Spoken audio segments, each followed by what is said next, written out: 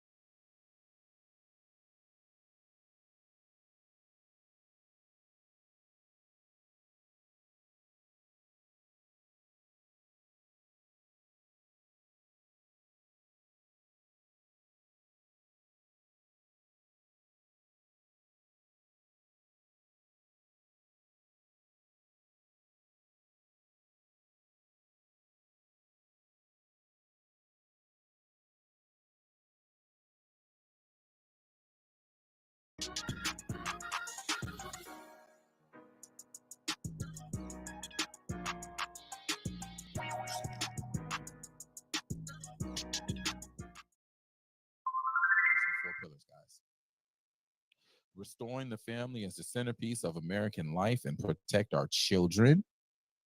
Restoring the family as the centerpiece of American life and protect our children. That's number one. Number two, dismantle the administrative state and return self governance to the American people.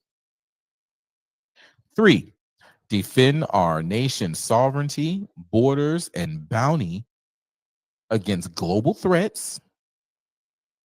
And four, secure our God given individual rights to live freely, what our Constitution calls the blessings of liberty.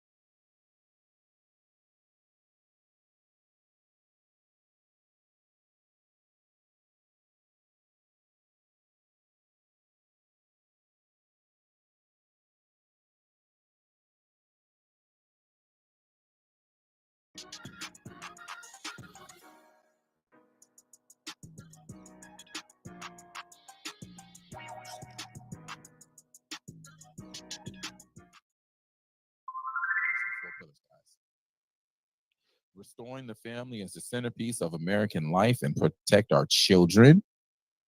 Restoring the family as the centerpiece of American life and protect our children. That's number one. Number two, dismantle the administrative state and return self governance to the American people. Three, defend our nation's sovereignty, borders, and bounty against global threats. And four, secure our God given individual rights to live freely, what our Constitution calls the blessings of liberty.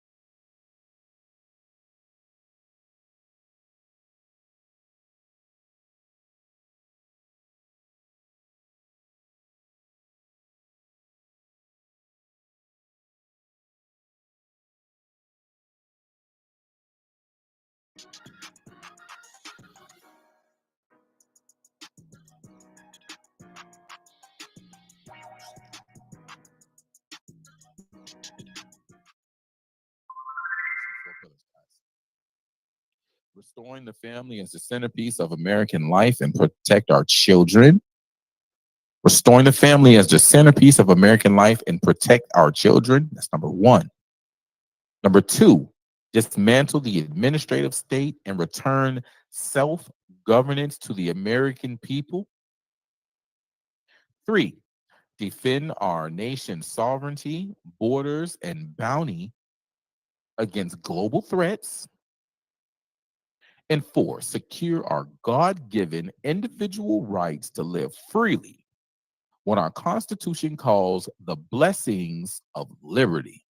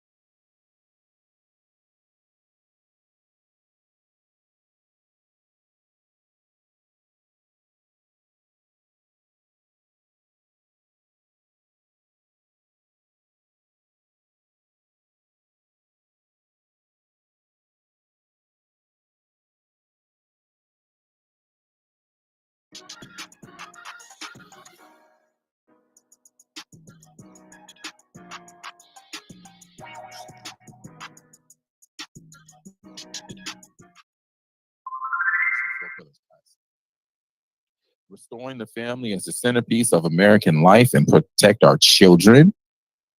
Restoring the family as the centerpiece of American life and protect our children. That's number one.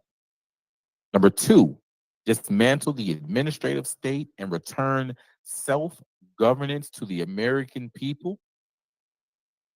Three, defend our nation's sovereignty, borders, and bounty against global threats. And four, secure our God given individual rights to live freely, what our Constitution calls the blessings of liberty.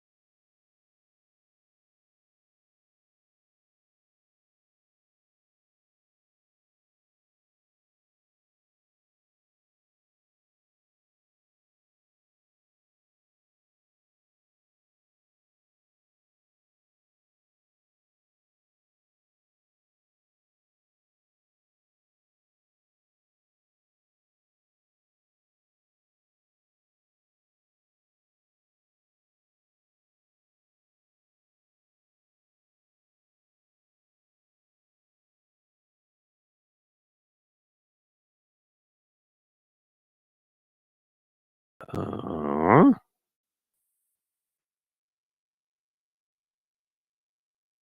there we go. Rolling. All right. What a day it's been. Coleon Noor's in there. Tim Pool made it in. Marjorie Taylor Greene is in. Ooh, let's stream snipe Tim Pool. Let's go. I'm on it. Do it. You know I'm going to. Because you know he's on YouTube. Because you know he served Massa well.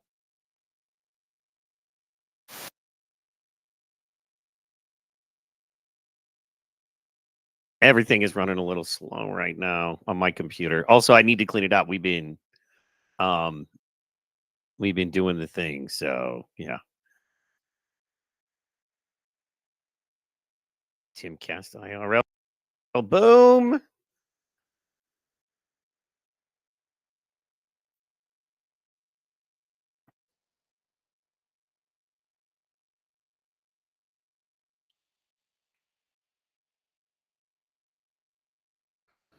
Over 200,000 people are in there. Yeah, they say that there's only Just music playing in the space right now. Yeah, just waiting. Chaz 651, peace and blessings to you. What up, player? Doing it. Let's see here.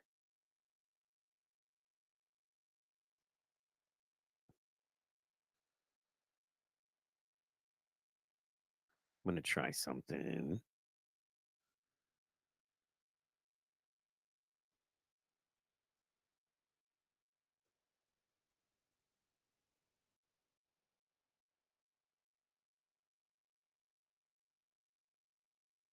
Boom. All right. Yeah. Let's see. Are they back? We got nah. We're still waiting. Let's see what they're saying. Streams on YouTube with 30 to 40K. We've got 55K. This may be one of the biggest live audiences for. All right, they're just talking. So what are your thoughts, man? First of all, I wanted to get your thoughts on the fact that the White House literally was taking questions today about people saying they need to shut this down. So do you think this is just the servers, or do you think this could be a big coordinated attack on Twitter right now? Could very well be an attack. Pull up that video, dude asking. I'm still in the call. Like, I'm still in there, and people are talking. Guys, like I said earlier, I'm working right now. Like, I promised a stream snipe of Trump's conversation tonight. And at the same time, I had a call pop up right after I made the announcement that we stream snipe. Got the email saying, hey, we have a meeting tomorrow at 8 p.m. So staying true to y'all and staying true to what I'm supposed to do and the work that has to get done. So, I'm double dipping. But yeah, somebody did say something in the White House today about censoring this. So, bring that up. And yeah, I think it may be a coordinated attack. Yeah, absolutely. Problem is it's on Rumble. You know what I mean? So, or on Twitter, and Twitter is down. So I'm working on it, man. I'm going to try to find it somewhere else. So yeah, fun times. And then, of course, I don't know what's going on with my stuff, but StreamYard is catching your stream just fine as a screen share, but it is not going on mine. So I'm trying to see what people are seeing when they are tuning in. Okay, we're good to go. All right, we're good to go. All right. So let me see if I can get X and pull this up. If not, I am going to do just a broad search and see if we can find it. Let's see here. Reporter. So just so you guys know, people are so worried about what Elon Musk and Donald Trump are going to talk about today at the White House. A reporter asked for the Trump interview to be censored. He asked Karine Jean-Pierre. So, yeah, today. So that's kind of nuts. And now we're all waiting to try to get in there. You know what I mean? And check it out. And we're, just for censorship. I'm going to type this up right now. Drop us a line in the chat. Let us know how you're doing. Sorry, I'm trying to type and talk at the same time. It is a little wacky. You know what I mean? But we're doing it. Let's see here. We're gonna go White House reporter. It's hard when a lot of what you have is locked up in Twitter and you can't get into Twitter where your bookmarks and the stuff you had are. And so now, so, now we're just kind of freestyling it. And, there's nothing wrong with that. We're making it happen. Hope your day's been good. Oh, come on. Come on, YouTube. Work with me here.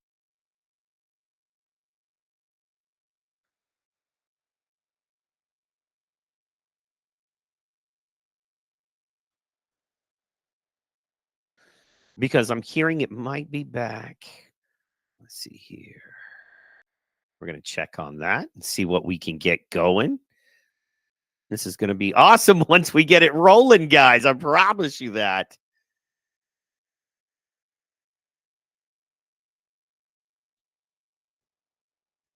I'm going to leave that up. I should have left that up as we monitor. We're still waiting. Let's see if I can even get back into Twitter currently.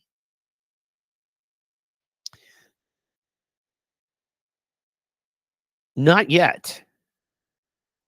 The space is crashing tells me more than any poll, and that is true right there. That is some truth. You know what I mean? So that is honesty and that is truth.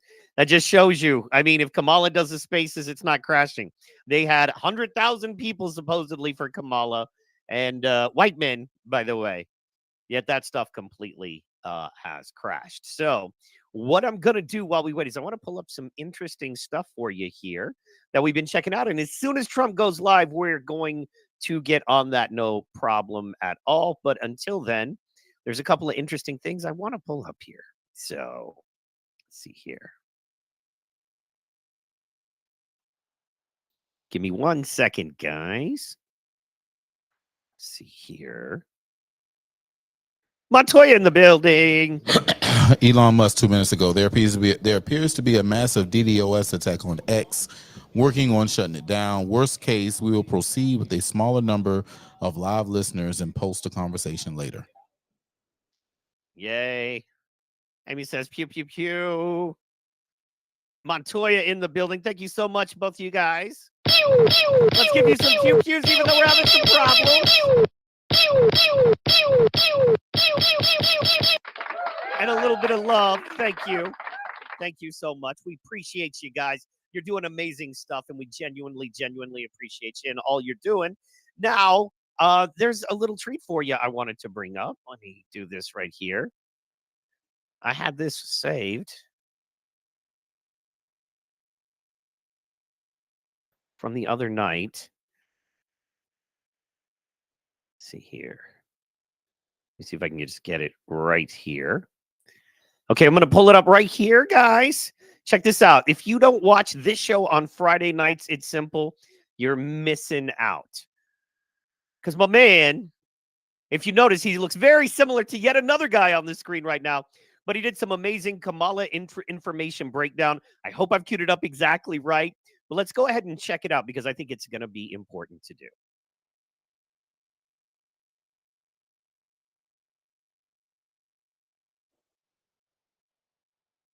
See, that's the pledge. See, she shouldn't even be here. That's crazy. That's exactly where I wanted to start it. I think it was right here. Yeah, right here. August 2nd, Vice President earned a majority of delegate votes and will officially become the presidential nominee when voting closes on August 5th. But wait. But wait. I'm actually doing commentary with you in real time. How did y'all just open up special voting on August 2nd to August 5th when your convention begins on August 19th? Make it make sense. And it ends on the 22nd. How does that work? You know how in the RNC during the convention, like did y'all watch like the first day? You watched day 1 of the RNC convention when they spoke? When we saw AK on the TV screen? Yep. Right? Yep. Remember when we saw AK? He was standing there with his people from Minnesota. Y'all remember that? Hold on, y'all. Quick commercial break.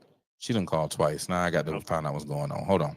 Welcome to the 4th annual Grifties and the first ever live Grifty Award. It's scheduled to be held on the 19th through the 22nd. But they opened up a special voting period on the 2nd through the 5th. You see how they're subverting who is they? elections? You know what I'm saying? Dems, this for you. All my Democrat friends, this is for you. They're subverting an election. Didn't ask for your vote. They're telling you. What's up, Sue? To get behind Miss Kamami. They're telling you to get behind Miss Kamami. For what reason? Just to win. For what reason? Just to Let's win. see. They cheated. Question. Anybody seen her policies? Anybody see her policies? Let's go see her policy. Let's go see. She has none. Yeah. Oh, wait. There are none. We steady looking for the policies. Let's see. Let's go to her. Let's go to the top. Oh, you get on there. What's the first thing? Asking for money. Asking for money. Look at the top. Asking for money. Now that's twice since we've been on KamalaHarris.com that you have been asked about money directly in your face. And ooh, Ag Blue. Yep. Y'all remember who we talked about Ag Blue last Friday? Yep. All right. So at the top of the page, we got Chip In Today donating money. All right. And look, she thinks so high of herself. She thinks so high of herself that the lowest that they start is 25.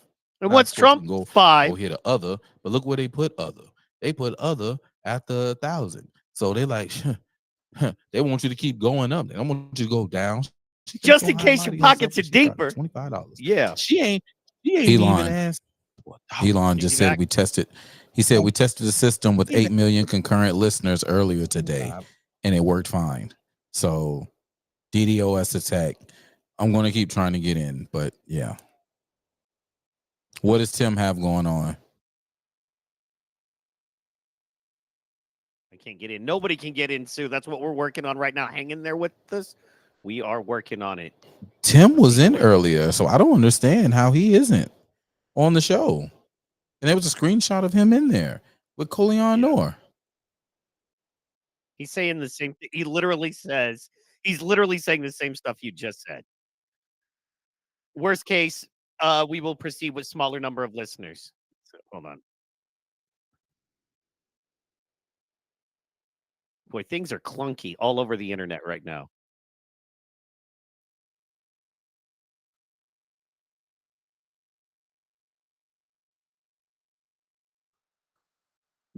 Yeah, no, they're just talking about the music that's being played right now for the people that can't get in that are waiting, is all we got. And her entire party. Agreed, Sue. She is. We are waiting right now. It looks like Twitter is under a major DDoS attack. Looks like that's what we're dealing with. And so we're hanging out. And, we're going to hang out probably. It was still supposed to start a few minutes ago. Hanging with Pro. He's got stuff going on. We're going to try to figure it out. I don't know how long he wants to go. So we're going to see if it looks like it's getting close. I mean, probably in the next 15 minutes or so, we're all going to know, right? We're going to know what's actually going on. So, hang in there with us for about 15 more minutes. What we were doing, I'm going to fix my camera there. What we were doing was enjoying a little bit of DJ Protocol as he was breaking down. Heck yes, Sue. I'll hang out with you if you hang out with me. Yeah, we love it. So we're just hanging out here waiting. We're going to figure out if they're going to go live or what they're going to do. If I had to guess, I would say if they can't get it back online, they'll probably go ahead and go forward as a recording and then just drop the recording. So, yeah, I'm still not able to get onto Twitter. This is the first time I've never been able to actually get into Twitter. And then I'm monitoring 2 other shows that are monitoring it live and trying to make sure we got it all going. So, yeah, that's what we're doing right now. And check the other chat, Rumble chat. Montoya for you. Love it. Chaz, Amy, shout out. We love you guys there. Doing well. Let me bring that back. So what we're doing right now is Pro has a great Friday night show. As you know, Friday Night Flights. And we were checking out a little bit of Kamala's plan and what the Democrats are talking about right now. We're going to get back into that while we wait. And we're going to jump into the Trump-Elon Musk interview as soon as it starts. Off the muscle. This bitch crazy. All right. So let's meet Kamala. Let's see if we can find some policy. They're pushing her down your throat and telling you all this. Let's see if we can find some policy. All right. That's a good idea. Let's find some policy. First thing we got is harrisforpresident.com to click on, and then we have Meet Kamala. So first of all, we don't see no issues, no take actions, no policy, no beliefs, no platform. We don't see none of that. We see Meet Kamala Harris, take action, the store, and what do you know? Donate again. How many ways you got to ask me to donate? How many other ways do you have to ask me to donate? All right, so, all right. Maybe it's under Meet Kamala Harris. Meet Vice President Kamala Harris. So you're right. Devote her career for fighting the people. Now I said fighting the people, not fighting for the people. Fighting the people. He said fight the people. Of the United States continue to protect bring justice and expand opportunity so that every American cannot just get by but get ahead. She's been a trusted partner to Joe Biden. Interesting. Isn't this the woman who called Joe Biden the big racist and I was about to say that's not what I heard. All that shit. That was her, right? Correct. Yes. So interesting. So interesting. Oh, they were fighting against extremists to defending protective freedom and to taking on Big Pharma to bring down prescription drug costs and capping the price of insulin at $35 a month for our seniors. You know what the funny thing is? Let's see. Let's see here.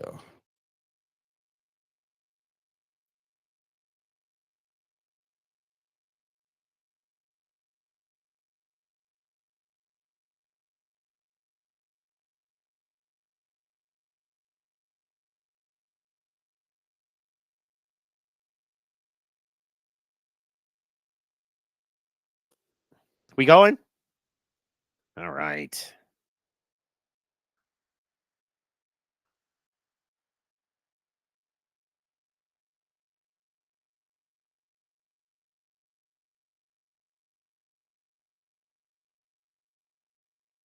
All right. Let's see here.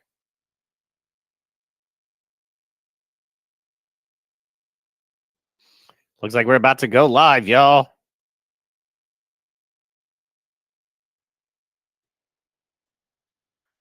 Ooh, everything is clunky.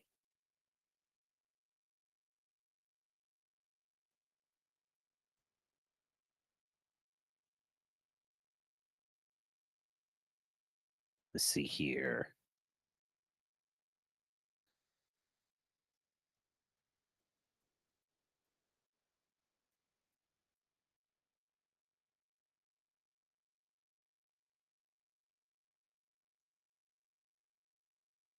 All right, we are almost there, guys. Good news is we are almost there.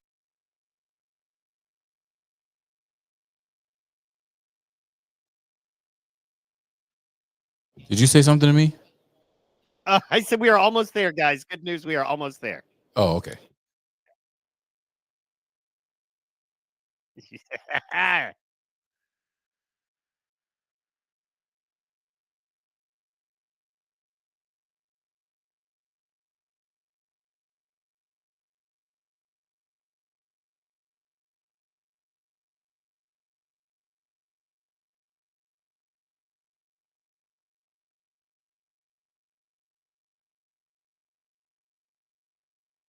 Yeah.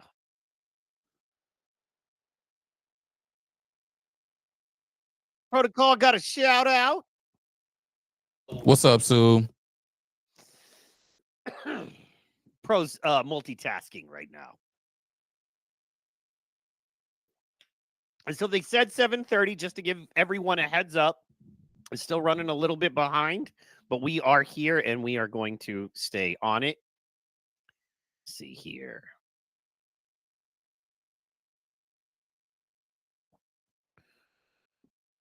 Donald Trump's rocking the hold music currently, which is good to go. Let's see here.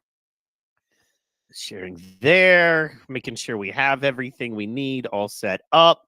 Hey, I'll be honest, it can get a little confusing. You know what I'm saying? It can get a little confusing. So we like to hold it up, hold it down. So yeah. And let's see here. Woo. All right. Guys, while we wait, because it can come back at any time. We're going to do a little, we're going to hang out here and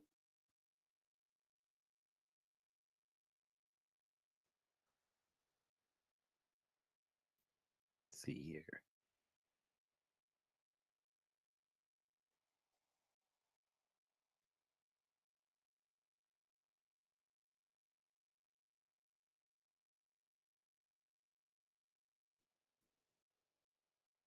All right. We are wondering. I wonder if they are on pause over there. Maybe not enough space for the actually millions.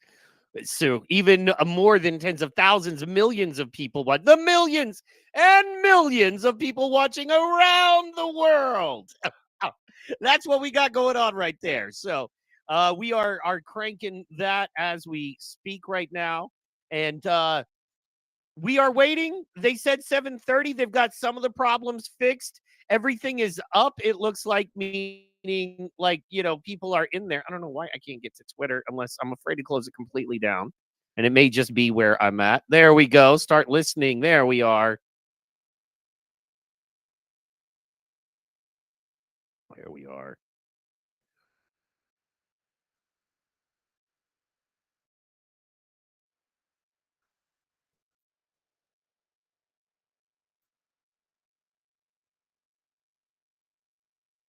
There we are, guys. Here it is.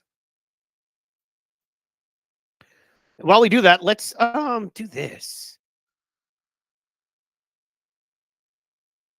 Check out Trump just dropped some new stuff. I don't know if we'll be able to actually, it's probably a bad idea to try to show Twitter right now. It looks like they're still locking up a little bit. But we are in. So progress, y'all. Progress is being made. Progress is happening. One thing at a time. Oh, now my internet is smashing. Oh, wow. Okay. Coming back. Come on back to us. Come on back. I'm going to come. They said, Trump, he ain't coming. And Trump said, I'm going to come. Let's get it. Let's get it. Thank you so much, everybody that is tuned in right now. Make sure you like, make sure you share, and make sure you subscribe. Rumble is our preferred platform, but we appreciate you no matter where you are at. We also have a locals channel, and that is RUMBLEonRUMBLE.locals.com. It's the best place to get the inside scoop with what's going on with Pro and myself and all of the shows that we're either a part of, excuse me, or that we're doing. Wow, sorry about that. Too much orange Powerade. So yeah, but we got to go. Even I made it We're into that it. refresh button right now. Hey, I made it in. Yeah. But I don't hear anything. Well, that's the cool thing about it being late is that you know what I'm saying in a way. So so we're still waiting. We're still waiting. And guys, once again, we're going to bring it back to you now. Now it looks like it doesn't want to refresh. I understand because, you know, there's millions of people waiting. It locks up. They get the DDoS attack done. As soon as they reboot and refire, it gets slammed with so many people that are constantly, like us, trying to get in. And that's what we're dealing with, but that's okay for now because we're getting her done. You know what I mean? So let's see here. Share this tab instead. Guys, let's have a little fun. It's about 6 minutes here while we wait. I don't know if you guys have heard, but there's the hottest new show that's just for fun on the internet. We're going to take a quick break from politics and watch Power Slap Time. Oh, yeah. What's slapping, people?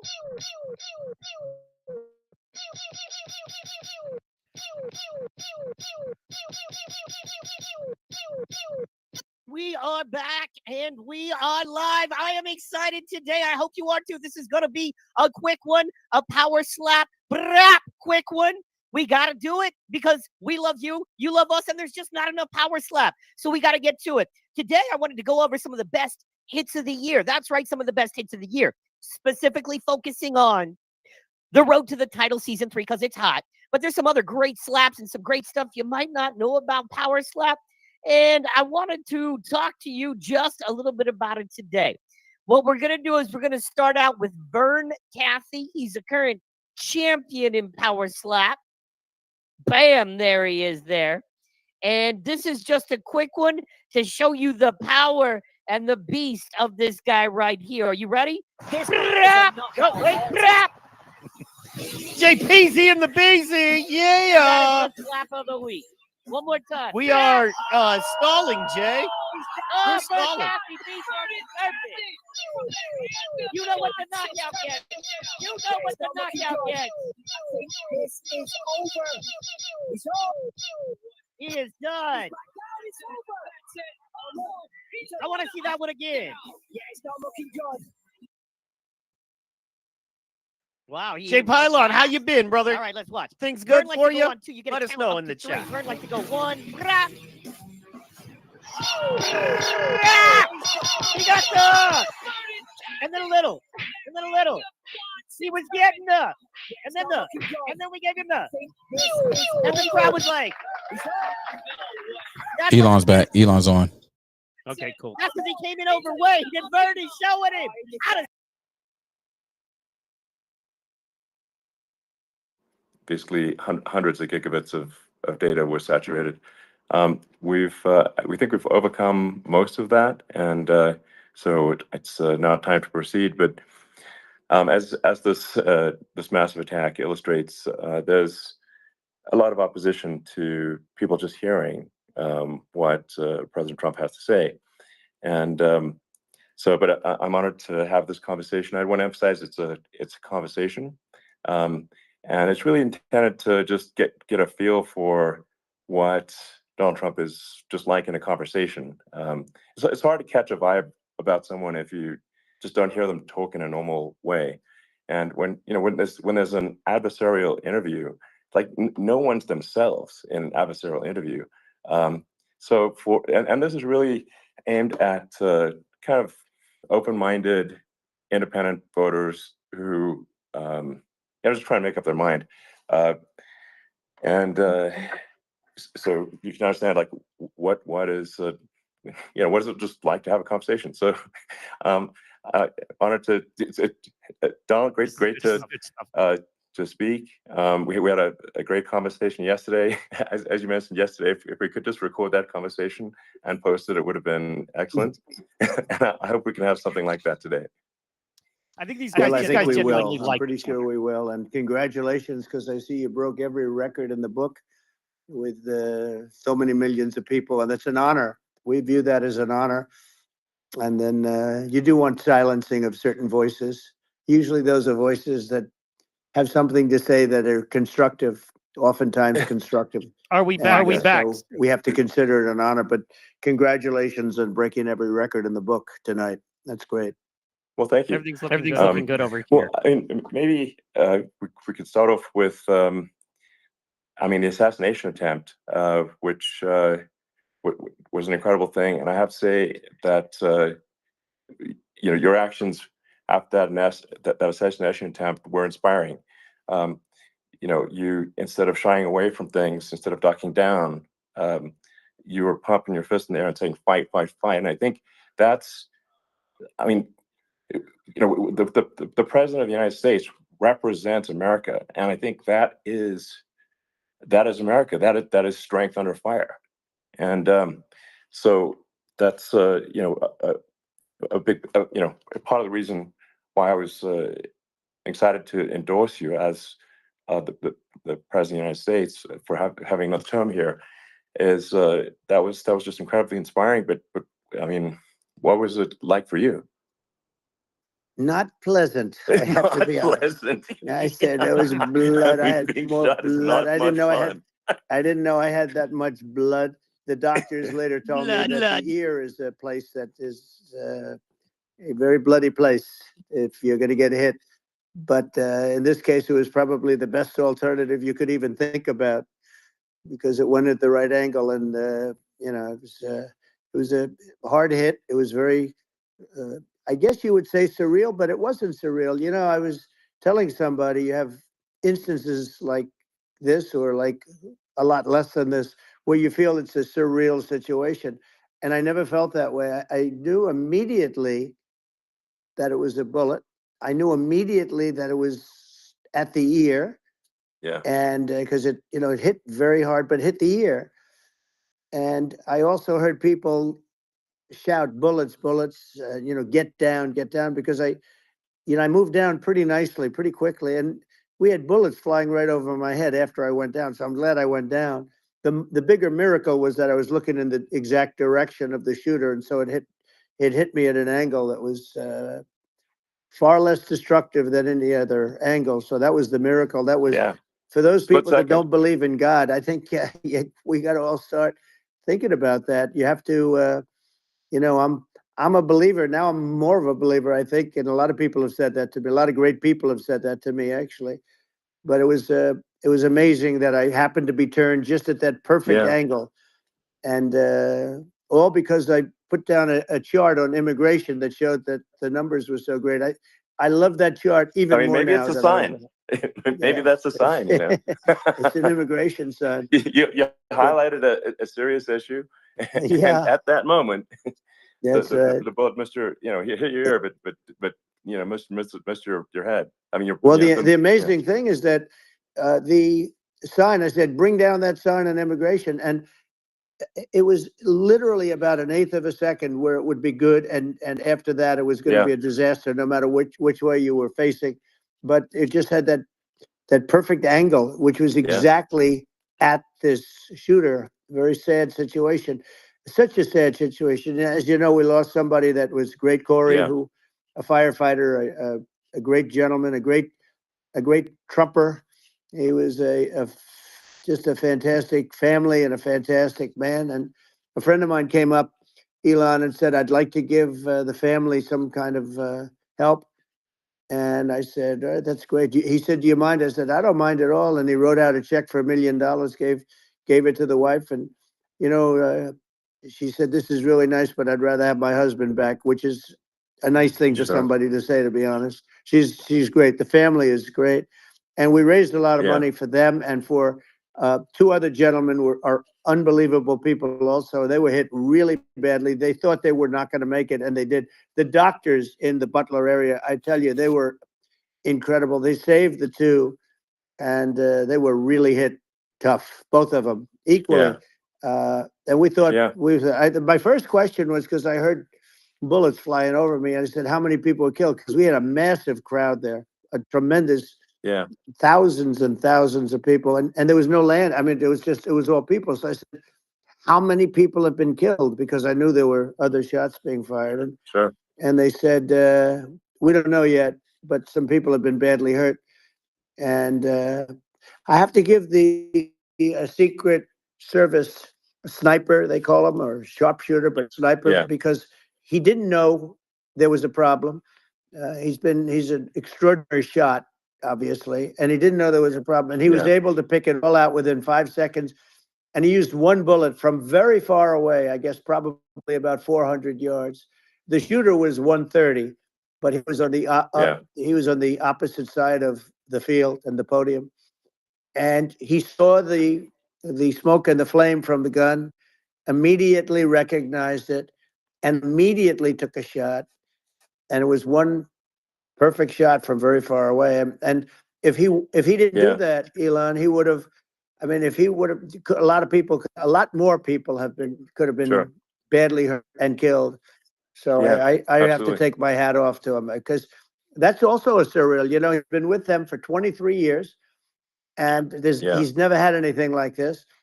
And all of a sudden he has to act, and it's a very tough thing to act and to be shooting somebody. But he saw the gun, saw the smoke, saw the flame from the gun, very far away. I obviously has very good eyes. He's got very good vision, which I assume you have to have in that particular work. But he took Absolutely. aim very quickly, and they say it was approximately 5 seconds from long range, one bullet. If that didn't happen, because the shooter had a lot of bullets, he had a lot of cartridges up there with him. So Well, could have been very. I mean, that's clearly, he was very competent in taking that shot to stop the attempted assassination.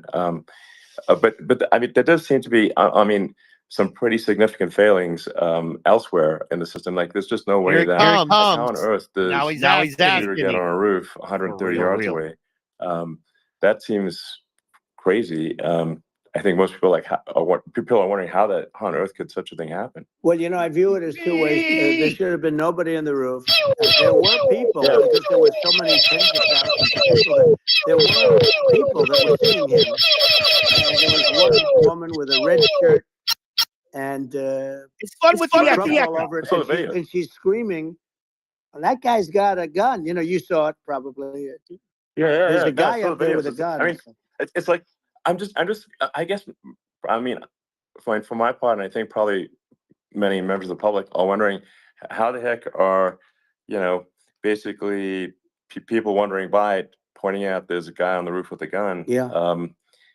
And they're seeing it, but somehow it's not being addressed. That does seem crazy. Well, they're going to learn from this. The communication between the local police, who sort of had an idea, and then ultimately a man lifted himself up to the roof, could barely do it because he was pulling himself up, and he saw the man with the gun.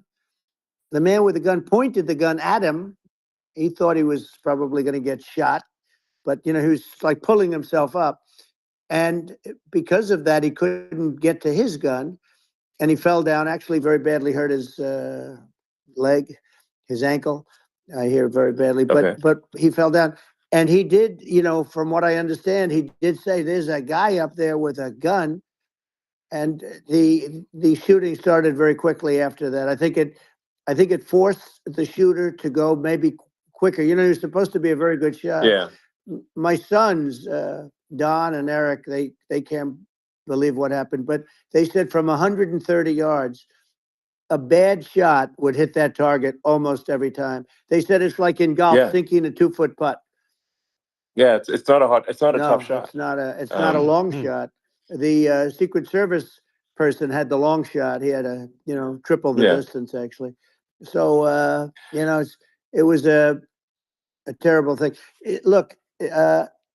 It's hard. I have to say this about the Secret Service. When I went down, and I went down based on, I think they're screaming, but other people also, because people saw this happen. You had so many people. One of the miracles was that nobody ran. I mean, if a gun goes off, the crowd control people showed us this. When guns go off, and it does happen in stadiums at a soccer match or some kind of a match, everybody flees. They call it a stampede, like cattle. But everybody, and a lot of people get killed with those stampedes. We had more people than you'd have at some of these matches or these games, and nobody left. You had a small group behind us in the grandstand, and that was full. And you look at it as it was taking place, and normally they'd be running. They didn't leave. They saw that I was hurt. They saw a lot of blood, and they saw that I went down.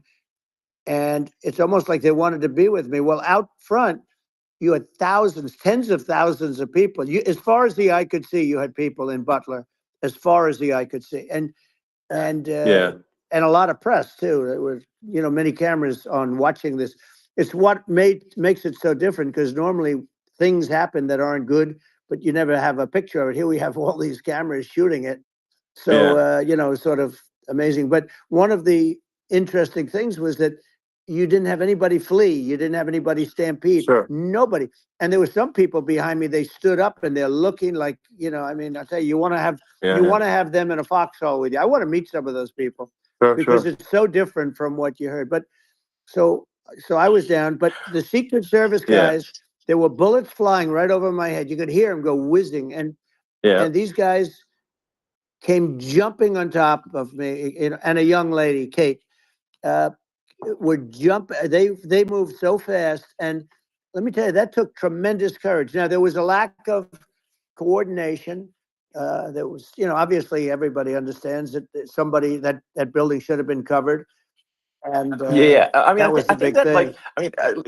Looking at the aerial views, that building would be like the #1 spot for a sniper. I mean, it's like if you were to pick like what is the favorite, so if the goal is to assassinate, what's your favorite spot? That building. You're right. That building would be #1. That would have been the spot. It's like you can ask for a better location. It's like no, #1. that would have been the spot. You know what people think Yeah. is when the He's local right. policeman, who by the way, he really he did what he was supposed to do. He couldn't hold on any longer. And then when he got his head just peeking above, this guy standing there with a gun at his head. And when he fell down, again, hurt his ankle very badly, but he was making the calls. But what happened is the firing took place very soon. So what they think is that this guy ran to his site, which he had all planned out with the gun. He ran to the site and he started shooting fast. And maybe that's why he sort of missed. I mean, he got me, but it could have been. Could have been a much bigger problem. Correct. But he totally would have hit if you hadn't turned your head. So, there was it was a very near thing. It was a miracle. If I hadn't turned my head, I would not be talking to you right now. As much as I like you, exactly, I would not. Yeah, I would not be talking. You'd be talking to me from another realm, perhaps. Yeah, that's right. We'd be talking from a different place.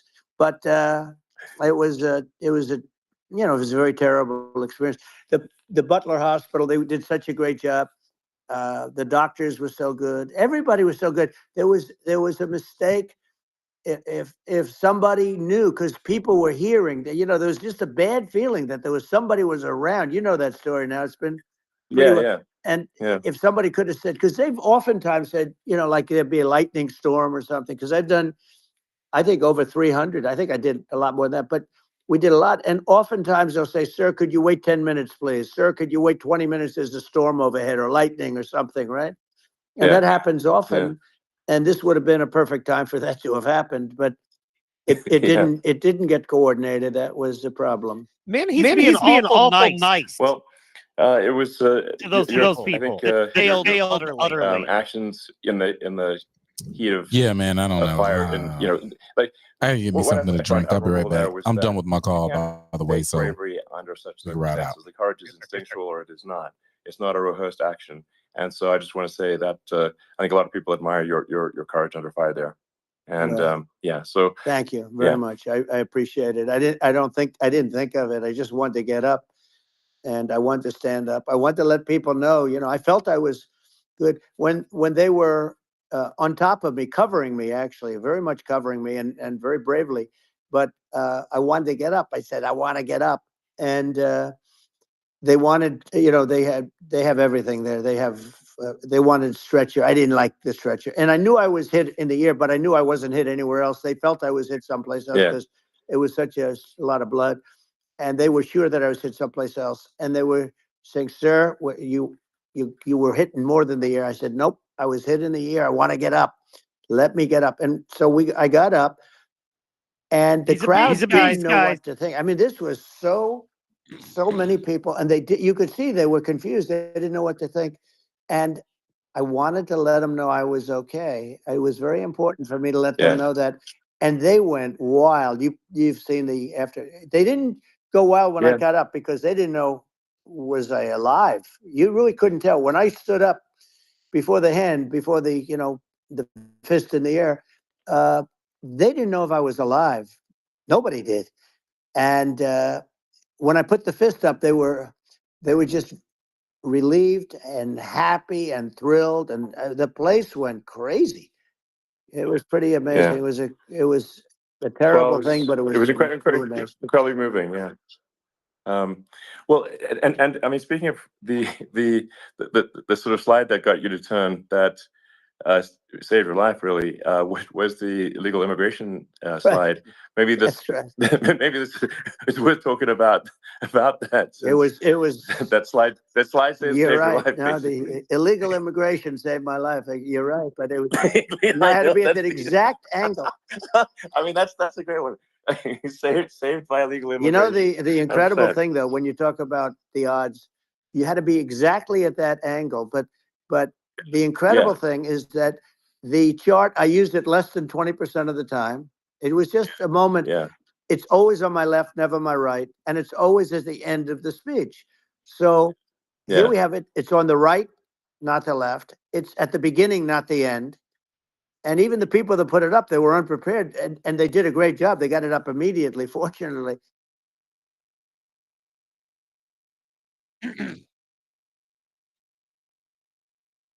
Crazy.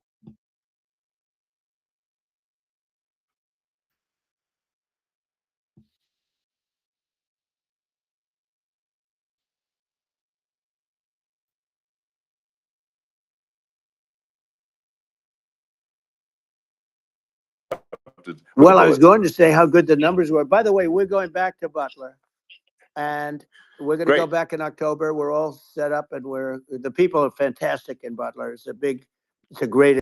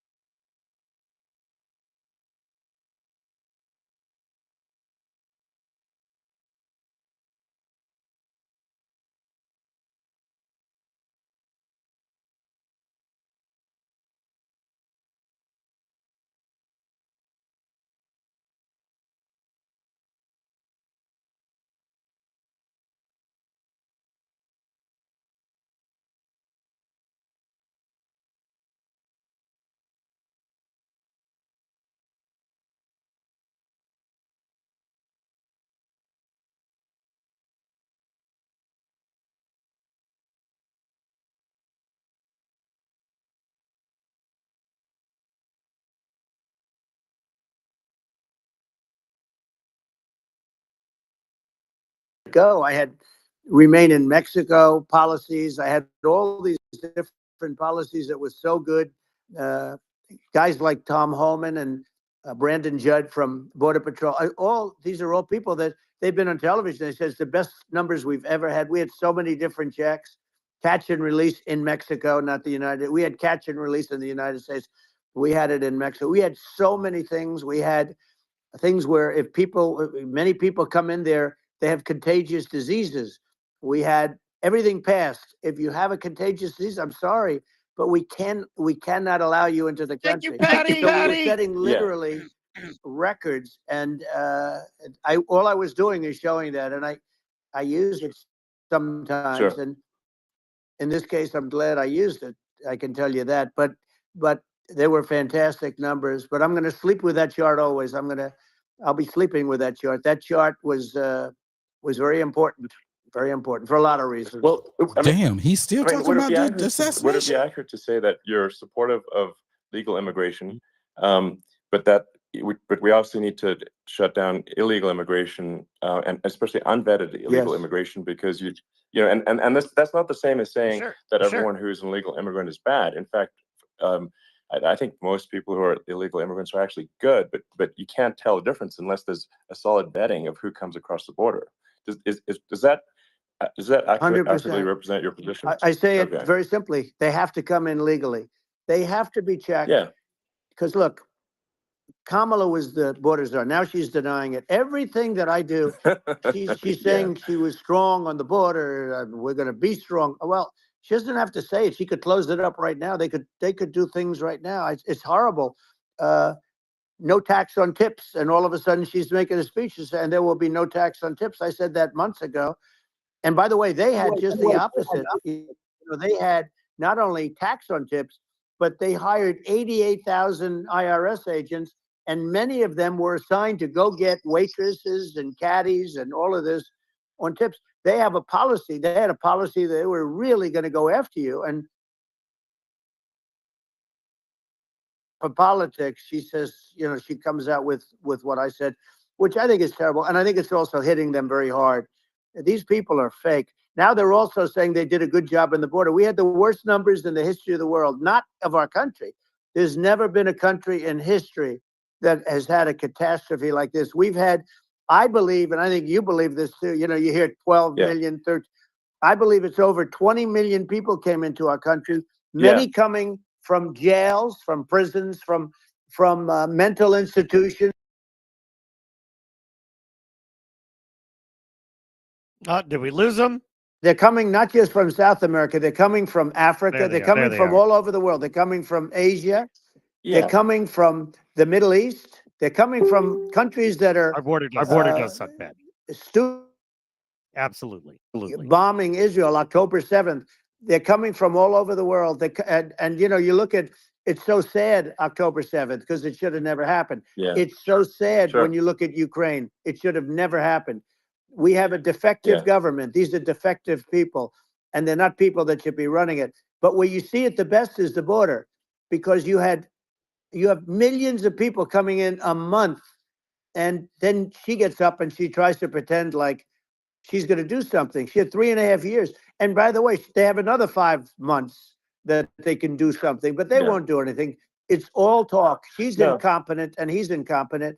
And frankly, I think that she's more incompetent than he is. And that's saying something because he's not too good. Yeah. No, I think essential to have a secure border. I mean, you're really not a country unless you have a secure border. And secure elections, too. You know, absolutely secure elections. And so it's just essential to have a real border, or we can't function as a country, and our service, you know, our central services are being overwhelmed in a lot of cities. But I, as we were talking about earlier, I think having a legal immigration process that is smooth and efficient and done well, and I, you know, speaking as someone who is a legal immigrant. And interesting. I think that it was crazy. He was stuck on the assassination for so long. Like, I literally went and ran a lap around the house, got me some water, and came back. And he's still talking about the assassination attempt in the chart. Let in people who are gonna, but you know, it's cool. I'm glad they're talking about the border now. I just wanted him to say, society and our economy, and I want to build a big ass wall with a pretty ass door. And it's not to say that. Beautiful wall. In my opinion, actually, I'd say like the most beautiful wall. Most of the illegal immigrants actually are actually good, hardworking people. That's my opinion. And you just have this where, you know, if somebody's, you know, if somebody's like, you know, has a career in theft or robbery. I don't understand what's taken them so long to get here, because we're such a target-rich environment. I mean, you know, why aren't more people who have a career in, you know, bad things coming here sooner? Because it's a piece of cake to go rob, you know, houses in LA or New York compared to other parts of the world, and in a lot of places in America, if you try to stop the person who's robbing you, you'll be arrested. So correct. It's right. I mean, what's happening with crime, and our police are so good, but they're not allowed to do their job. But I have to tell you, Elon, I hate to say it because it's such a downer to say it. I hate to say it. I hate it, but you have a lot of people that just shouldn't be. I think it's a much bigger number than you think. They're allowing, again, they're allowing people from their jails. And if you were running one of these countries where they're coming from, you would have had all of them. As an example, Venezuela, their crime is down 72%. They're taking their drug dealers. They're taking, frankly, their prisoners. They're emptying out their prisons.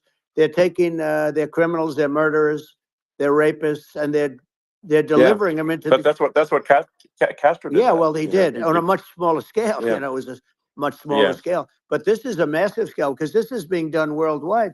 But here's what's happening. Crime all over the world is down. And wait till you see the numbers that we have. You know, this is migrant crime. This is crime that's going to be. Yeah. And I saw it today in New York where somebody was knifed with raped the girlfriend of a man that stood there watching in New York in one of the Yeah, shelters. that bothers me too. I And, want to hear him they talk about started that more, pulling out but the knives and I think bad people things get happen today. But this is happening every quantified day. immunity These are rough people. kind of These mixed are up. people that are in jail Correct. for murder and all sorts So of things. we can talk And they're about that. releasing them into our country, and they're telling them, if you come back, we're going to kill you. We're going to give you the death penalty or kill you. So they don't want to come back. But these are rough people. Yeah. These are criminals that make our criminals look like nice I people. see you, Patty. It's horrible what they're doing. And she's in charge of it because, you know, now she's trying to say Sure. she had nothing to do with it. And she's such a liar because she was called the border czar the first day, and it was on the headlines of every newspaper. She's the border czar. True. And she never even went there. She went to one location which had nothing to do with where the problem I've been is. to the You know, border. she went in and out. I've Right. been to the She's border. getting a lot of press. Yeah, But yeah. had I've nothing never to do with been the to problem. Germany. I've never But been you to border czar, Europe, so and you I mean, what are we Yeah, talking about allow here? them to get away with their disinformation campaign. Now she's trying to say that she wasn't really involved, and the whole thing is horrible. She was totally in charge. She could have shut the border down without him. He didn't know what he was doing anyway, so he wouldn't have even known Yeah. what happened. You could shut the border down; he Yeah. wouldn't even know the difference. But the fact is that she was border czar. But if you don't have to call her Yes. that, the fact is you could just call her. She was in charge of the border, and the border was the worst Right. ever. It's simply not working. No, it's horrible. Whether it's a question of intention or competence, either way, we don't have a secure border, and we have people streaming over like it looks like a World War Z zombie apocalypse at times. And you know, sometimes you got to sort of wonder, like, is it real or not? So because you see things, you're like, is it real? So I went to the border at Eagle Pass, and I saw for myself in Texas, and I was like, okay, it's real. I'm like seeing this in real time. I actually posted the video like just live. I just flew there one day and just to see, hey, is this made up or real? And I'm just seeing people stream across the border, and I have to say, you know, at least the people that I saw did not look friendly. You know, These are people people- can look at my video and say, hey, Yeah. you know, these people look friendly. I don't look super friendly. So These are people that Um, Elon would not be the same man if he had to walk across the street and look these Right, people in the right. eye. These are rough people. These are really rough people coming across. And I know rough people. And these are people that we don't want in our country. And, you know, the caravans are coming in and they're putting, and who's doing this are the heads of the countries. And you would be doing Yeah. it, and so would I. And everyone would say, oh, what a terrible thing to say. The fact is, it's brilliant for them because they're taking all of their bad people, really bad people. And I hate to say this, the reason the numbers are much bigger than you would think is they're also taking their non-productive people. Now, these aren't people that will kill you. We have enough of them. But these are people that are non-productive. They are just not productive. I mean, for whatever reason, they're not Yeah, yeah. workers or they don't want to work or whatever. And these countries are getting rid of non-productive people in the caravans in many cases. And they're also getting rid of their murderers and their drug dealers and the people that are really brutal people. And they're coming into our country Yeah. at levels that have never been seen before. And I saw an ad just before I got on the air. I'm walking over here, and I saw an ad by Kamala saying how she is going to provide border security. Where has she been for 3.5 years? For 3.5 years, Yeah, no, we have 20 million people I poured think in. is It's a terrible. Yeah, I thing. think frankly, I think this is a fundamental existential issue for the United States. And if we have another 4 more years of open borders, and it's going to be even worse with another 4 more years, it's going to be even worse than it's been for the past 3.5 years. I'm not sure we've got a country. You don't left have a country at that left. point. Correct, Elon, if they get in, you will Because have of the 50 electoral college votes 50 those million states will people get. from all over the world, not South America only. You know, we think of South America, we think of Honduras and El Salvador, Guatemala, and Mexico. You know, the 4. but it's not that. It's everywhere. They're coming in from everywhere. And I had to stay in Mexico. Yeah, I think this is a super important Yeah. point. Like people, it's like basically when I went down there, I was like, well, where are people from? It's like almost no one was from Mexico. to No, be clear. Mexico less. It's just less it's just than the the border. It's just the border with Mexico, but the people coming in, it's Earth, the rest of Earth, and America is only about 4 or 5% of the population of Earth. It would only take a few percent of the rest of Earth to overwhelm everything. In We're the US. already overwhelmed, Elon. We're overwhelmed. You had to see the news China. tonight about New York, and I love that place and what they're doing to it is horrible. What they're doing to it, and all the courts do is they try and focus on Trump. Okay, then let's focus on Trump, who did nothing wrong. I complain about a rigged election. Elon, what's happened is unbelievable. You have from Africa. From the Congo, they're coming from the Congo, and 22 people came in from the Congo. That's what it puts up on the screen. They're murderers, and they're staring at our computer. They take them out of jails, which is very expensive. To maintain. Pro's talking. He's just not talking. He's just not talking. I mean, but yeah, I'm talking, they take but them not out talking. of jails, prisons. They take Having them fun out with the echo. to the United States. They deposit them in the United States and say, "Don't ever come back, or you're going to be executed." And they don't want to come back. But they won't come back. Sure. But they're coming from Africa. They're coming from Asia. They're coming from the Middle East. They're coming from South America. Well, they're coming from everywhere. Earth, and there are a lot of really bad ones. It's just they drop it's just an everywhere jail. Thing, and it's just not possible for the United States to absorb everyone from Earth or even a few percent of the rest of Earth. It's just not possible. So, well, Elon, we're going to have to finish this up. We're going to have the largest deportation in history of this country, and we have no choice. Otherwise, we're going to have a country. What they've done to our country. Think of it, with in Venezuela and in some of these other countries, crime is down 50, 60, 70, 80%. And you would be the same. You would have. Yeah. I'll tell you what. Venezuela has not gotten rid of all of them. They've gotten rid of about 70% of their really bad. You better do it. About 50%. Put into the United States. The same with other countries. Some are 30%, some are at 50%. They're all different. But the bottom line is they're all going to be at 100%. Why wouldn't you put 100% of it? And they're doing it right now while this third-rate phony candidate. Don't forget, I beat Biden. He failed in the debate miserably. And, some people said, oh, gee, it's too bad. It's too bad he did so badly, or I did well in the debate. The first night they said, wow, one of the people at CNN said that was the greatest debate performance I've ever witnessed. And then 2 days later, they didn't talk about that. They just said he was bad. But that's okay. That's the way I get treated, and I don't mind that at all. What I can tell you is this.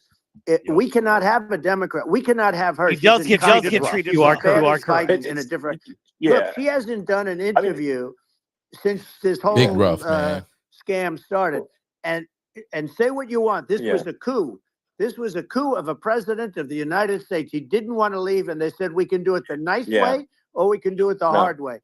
Yeah, they just took him out back behind the shed and basically shot him. No, what they did with this guy, and I'm no fan of his, he was a horrible president, the worst president in history. And one of the reasons he was so bad, first of all, the Israeli attack would have never happened. Russia would never have attacked Ukraine, and we'd have no inflation. And we wouldn't have had the Afghanistan mess, if you think of it. Well, and we wouldn't have had Afghanistan. But we think of it. You take a few of those events away, and we have a different world. We would also have inflation was caused by oil. Yeah, no. I think you're making an excellent point here, which is that when other countries can, that are thinking about invading or doing bad things, when they're thinking about that, they're thinking about, okay, what's the American president going to do? And do they fear the American president, or is it someone they do not respect and do not fear? Let me know if I should change that. They would rightfully be. I mean, but look at the footage of the assassination. They're like, okay, President Trump is like, don't mess with me. I mean, that's like, whereas I think people are not going to be, and they obviously have not been at all intimidated by Biden, and they certainly will not be intimidated by Kamala. And you have to really think of that in the context of global security. That's that if the American president is someone that, like, evil dictators are scared of, that makes a huge difference to the security of the world. So I had a good relationship with Putin, despite the Russia hoax that lasted for over 2 years. Just a hoax created by Hillary Clinton and Adam Shifty Schiff, some just bad people, just sick people, frankly. I mean, Schiff is a sick person. He's going to end up probably being a senator. It's hard to believe. The whole thing is hard to believe. But, they put our country in danger with that stuff, too. They actually, when they make up stories, and you have to fight your way out of it for a long time. But I know Putin very well. I got along with him very well. He respected me, and it's just one of those things. And we would talk a lot about Ukraine. It was the apple of his eye. But I said, don't ever do it. Don't ever do it. I shut down Nord Stream 2. That was the big oil pipeline, the biggest pipeline in the world, going all over Europe. I shut it down. Biden came, and then they say, I loved Russia. I was a friend of Putin, and I loved Russia. No. He actually said to me one time, he said, if you're my friend, I'd hate to see you as an enemy. I shut down his pipeline, the biggest pipeline. They were looking at that. Yeah, and I agree with both of you. Pathetic president gets in there. And the first thing he did, one of the early things he did, is he shut down Keystone XL pipeline, which is our pipeline that would have employed 48,000 people, pipeline workers, shuts it down. That was, a massive job that Obama refused to allow. Yeah. I allowed it in my first week because it was jobs and it moved oil. And by the way, in a much more environmentally friendly way. It's underground. It's not a truck that catches on fire or a train that catches on fire. But think of it. He shut down the XL pipeline. The Keystone. See, that's XL where he'd have pipeline. to define like what is Shut that down, environmentally and he more approves the Russian environmentally pipeline. friendly means, because Yeah, it doesn't make any Right? sense. oil It's leak is like, bad. It's inconsistent. Yeah. Certainly. But I think the pipeline is much safer in a pipeline than it is in a train or a truck. Oh yeah, no, absolutely. Immense. But that's why I said explain of whether environment. Like, are you talking about traveling and less spills and accidents, or because a pipe can leak on the ground?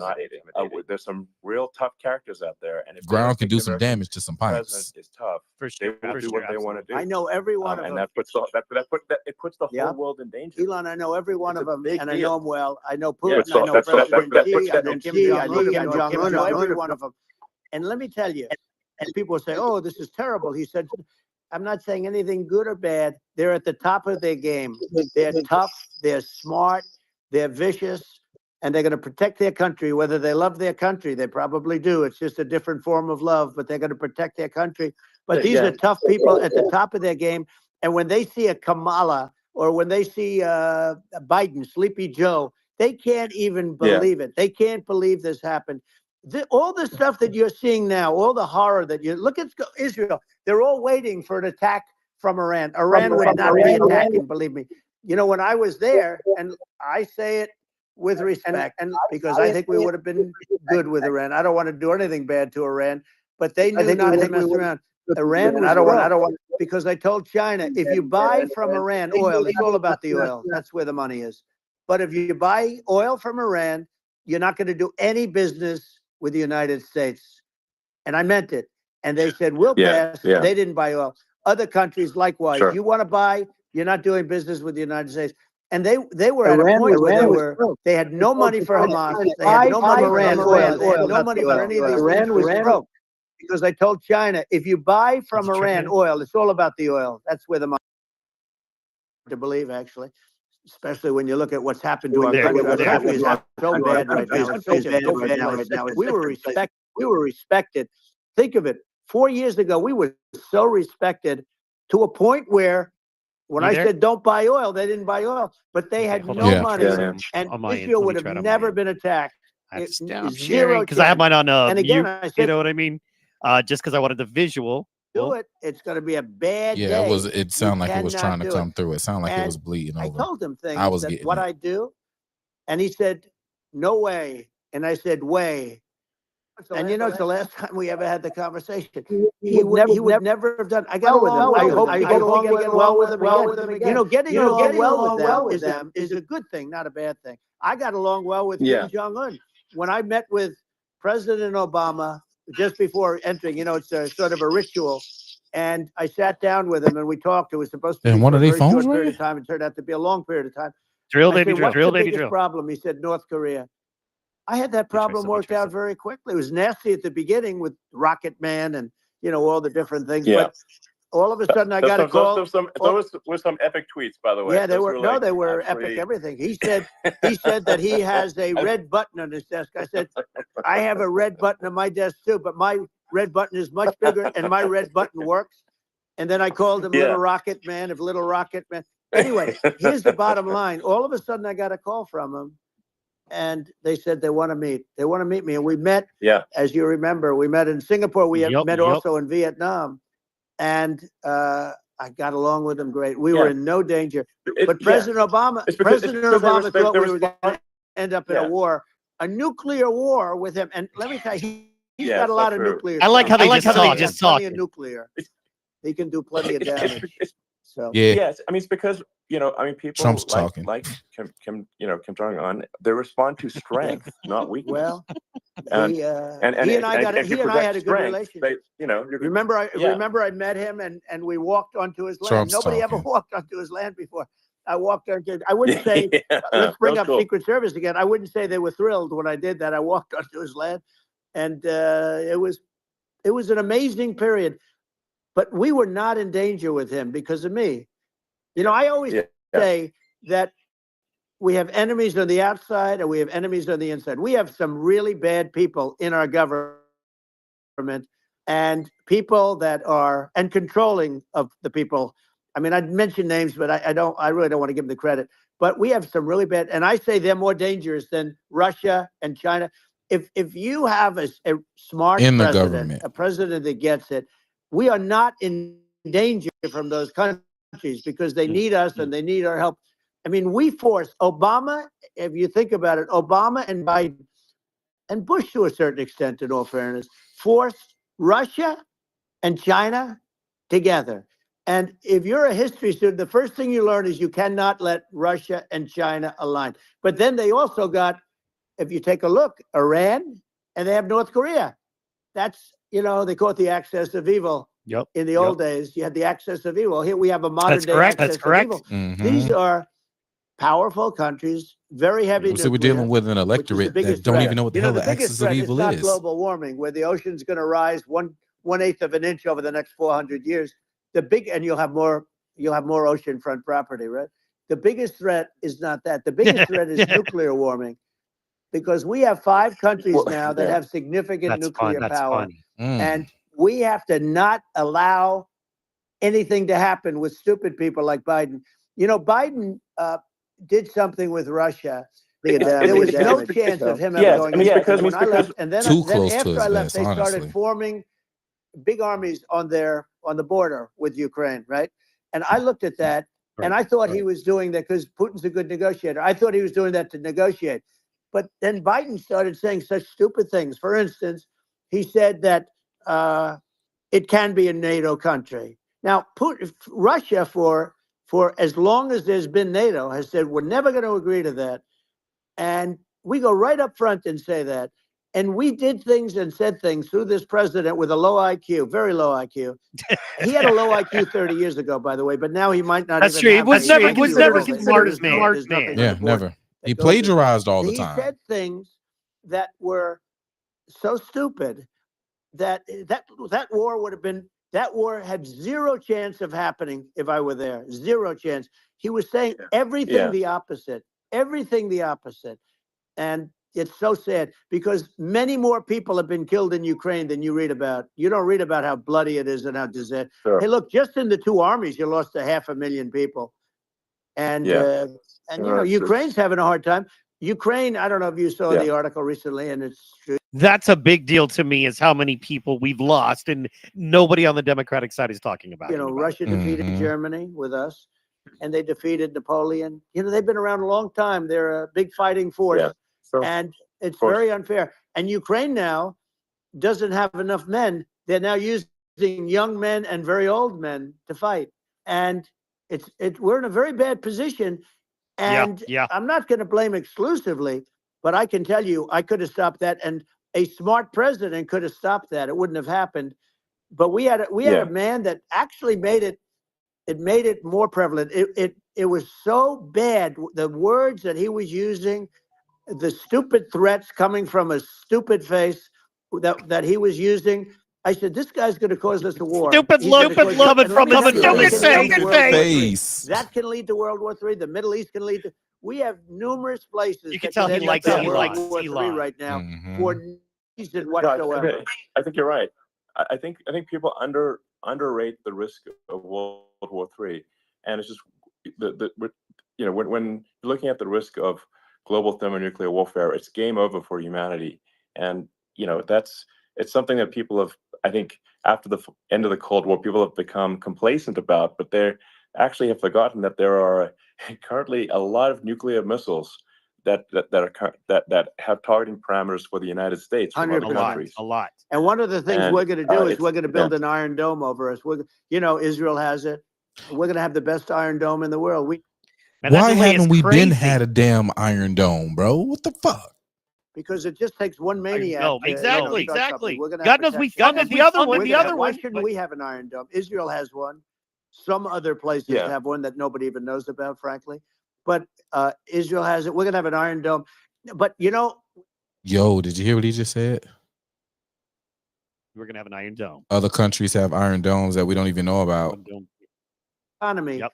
and the fact that Absolutely, they can't sure. buy groceries because they don't have enough money to buy groceries. Speaking of Clark, Inflation close is to the vet. Food prices are up 50, 60, even 100% in some cases. And this stupid administration allowed this to happen. And it's a shame.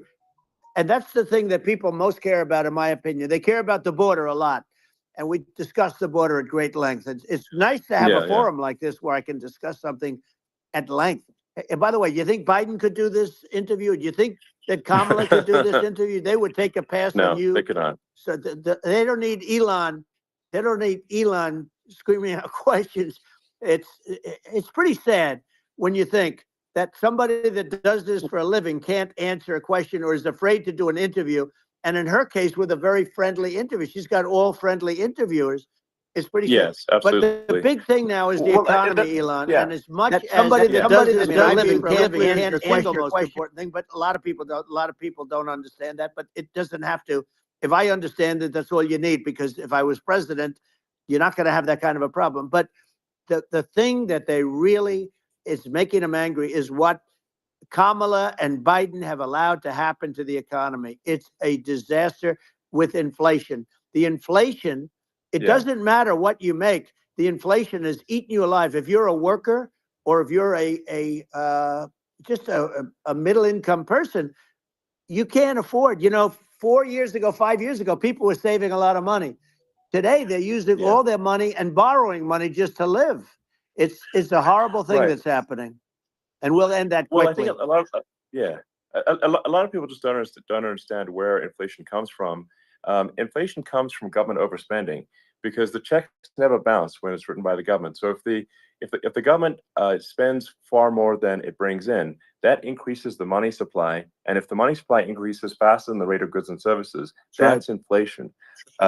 So really, we need to have we need to reduce our government spending. And we need to re-examine. I think we need like a government efficiency commission to say like, hey, where are we spending money that's sensible? Where is it not sensible? And we need to live within our means. We're currently adding, I think, $1 trillion to the deficit roughly every 100 days. That's right. And the interest payments on the national debt have now exceeded the defense budget. It's on the order of $1 trillion. It's interest. And it keeps I growing. rebuilt our military, largely rebuilt our military, did a great job on it, which was so important. We had jets, we had fighters that were, and bombers that were 70 years old. And we did a great job in that. Then we gave 85 billion of it back to Afghanistan, if you can believe it. We gave them 85 billion. They're one of the largest sellers of military equipment in the world. They're selling what we gave them. That was one of the most embarrassing days in the history of our country. But if you think about, let's go back to the economy. We have to bring energy prices down. Energy started it.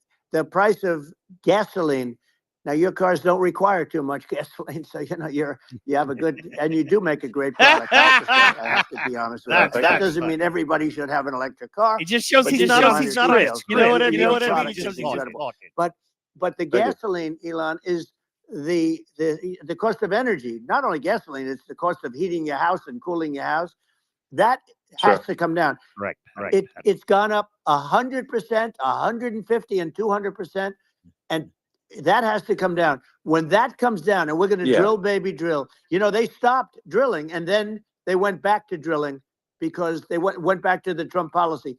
But if they won the day after they get into office, this country will go out of business because they're going to go to an energy policy that's not sustainable. Wind and different things.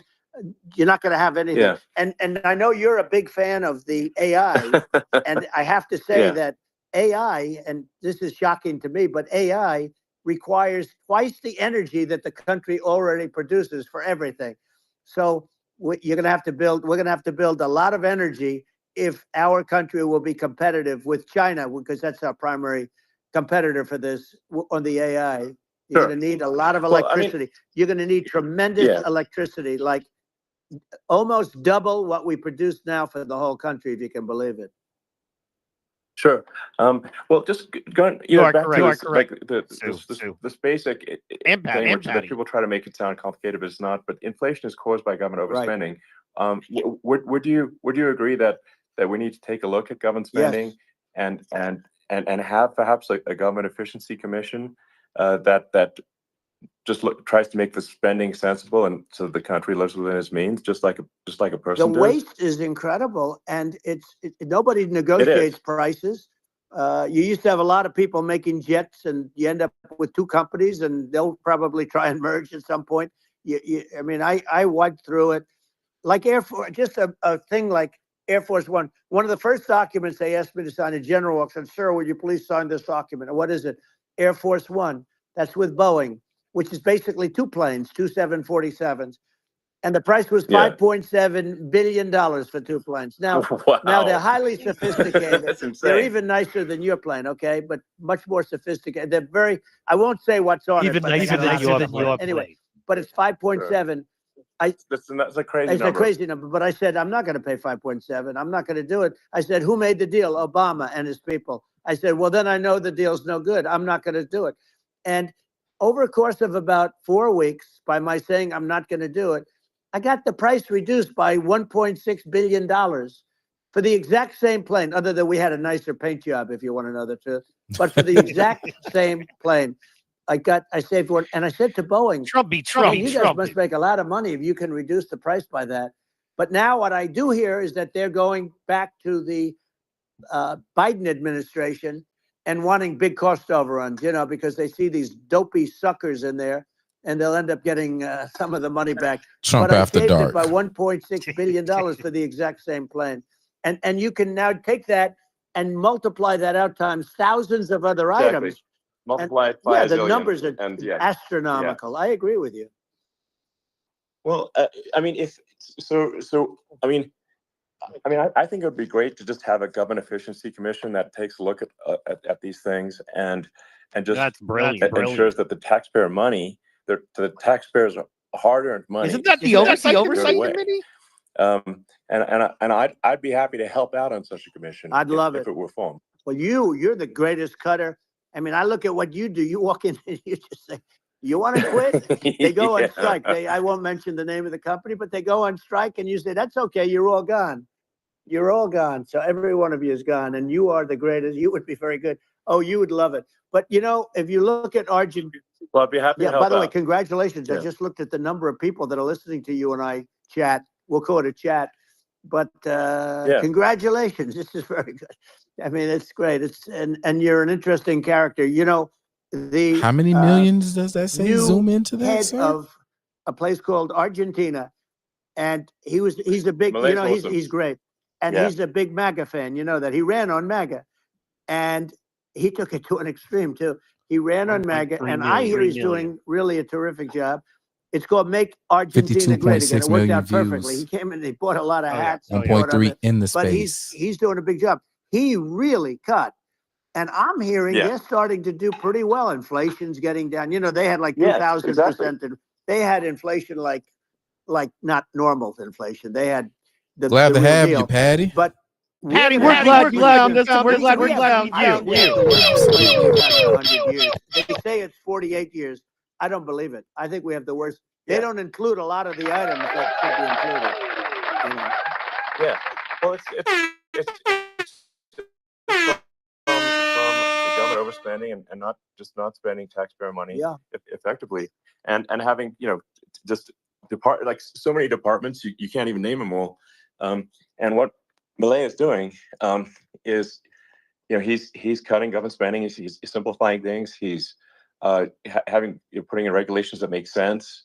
And we're Argentina overnight is experiencing a giant improvement. That's right. in Shouts out to the prosperity. homie Sue, But it's holding it also a down on lesson for Facebook. the United States, which is that Argentina used to be one of the most prosperous countries in the world. Yeah. In the 30s, 40s, and because of bad government policy, it ruined the country. And you take Venezuela, for example. Venezuela should be incredibly prosperous. They have phenomenal reserves of everything, oil, everything, and it should be prosperous. But if the government's wrong, it impoverishes the people. And so I think we should not be complacent in the United States in thinking that and taking our prosperity for granted, because if with bad government policy, we can run the country into the ground. And that's just something people should bear in mind. Don't take prosperity for granted. Well, think of education. So we're ranked at the bottom of every list of the top 40. We're ranked number 40, number 38. Norway, Switzerland, Sweden, different countries are ranked good. Actually, China's pretty close to the top. They're a top 6 or 7. But we're ranked at the bottom, almost at the bottom, 38, 39, 40. In other words, horrible. And yet we spend more per pupil than any other country in the world. So we spend more. And what I'm going to do, one of the first acts, and this is where I need an Elon Musk. I need somebody that has a lot of strength and courage and smarts. I want to close up Department of Education, move education back to the states, where states like Iowa, where states like Idaho, not every state will do great, because states that basically aren't doing good now. You look at Gavin Newsom, the governor of California. He's terrible. He does a terrible job. So he's not going to do great with education. But of the 50, I would bet that 35 would do great, and 15 of them, or 20 of them, will be as good as Norway. Norway is considered great. You can name them. I mean, they're so good. Some of these countries are so good. But if you go into some of these really well-run states, we have states that don't know what debt is. We have states that have low taxes, no debt, everybody working. They're really well-run.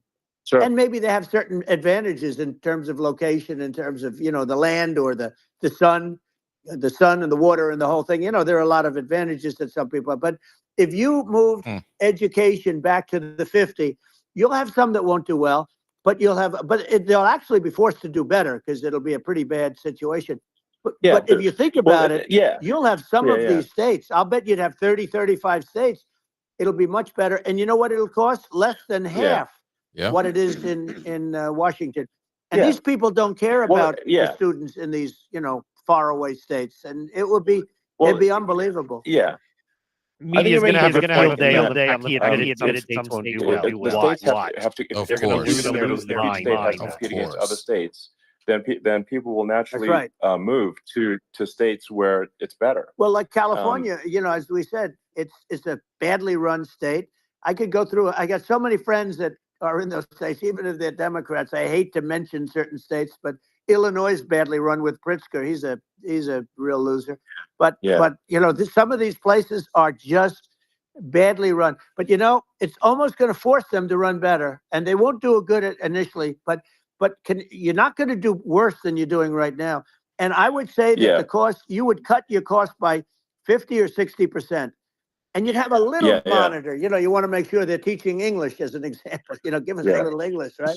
Sure. Right? Yeah. No, but I mean, to what I mean, some of these governors are doing so badly. I mean, they got so many people moving out of their state. They should get U-Haul Salesman of the Year award because they're driving so much U-Haul. It's actually amazing. People moving out. Isn't it amazing to you as a businessman that they can even survive? Like Illinois, so many people are leaving, and you wonder, how do they survive? I mean, how do they survive?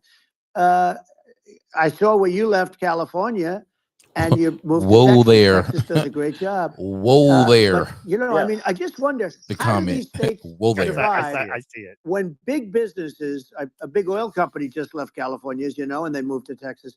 How do these big states survive when they lose so many businesses and their taxes are already really high? You know, the taxes are among the highest taxes. You almost wonder, how do they continue on? And in many cases, the governors don't do a good job, and they're crime-ridden places. You wonder, how do they continue to just go on? It's not a good situation. I mean, I think the only thing that's going to force some of these states to change is if they risk bankruptcy and they're not getting bailed out by the federal government. Right. Well, That's you're the gonna only have thing that's that. going to get them changed. You remember the area in California where they had that, where I guess somebody had sticky fingers and they stole a lot of money, and they went into a form of chapter, and it was very nasty for a period of time. But now it's probably the most popular place in all of California. So you know, at some point, something like that may have to happen. But the problem is, you can't. So my wife is originally from Idaho, and I have a lot of family and friends there in Idaho. I hope you do great. I'm currently in Oklahoma, so not too far from Texas. And yeah, we got to do everything we can to keep it red. And you know, you have people. I could name every one of them. I got to know every one of these, and some are very good, and some are just horrible.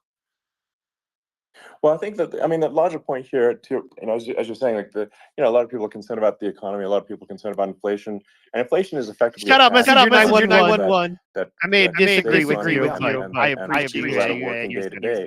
It's just a form of taxation. Whoa there. And if we can Appreciate you solve pulling the up, spending but problem, whoa solve there. the inflation problem, which means people will have a better standard of living, and that's a really big deal. Well, the people that got hurt worst are the. In Oklahoma does rock. You are correct. Were taught to do it all through, you know, their younger life and their young life and their whole life.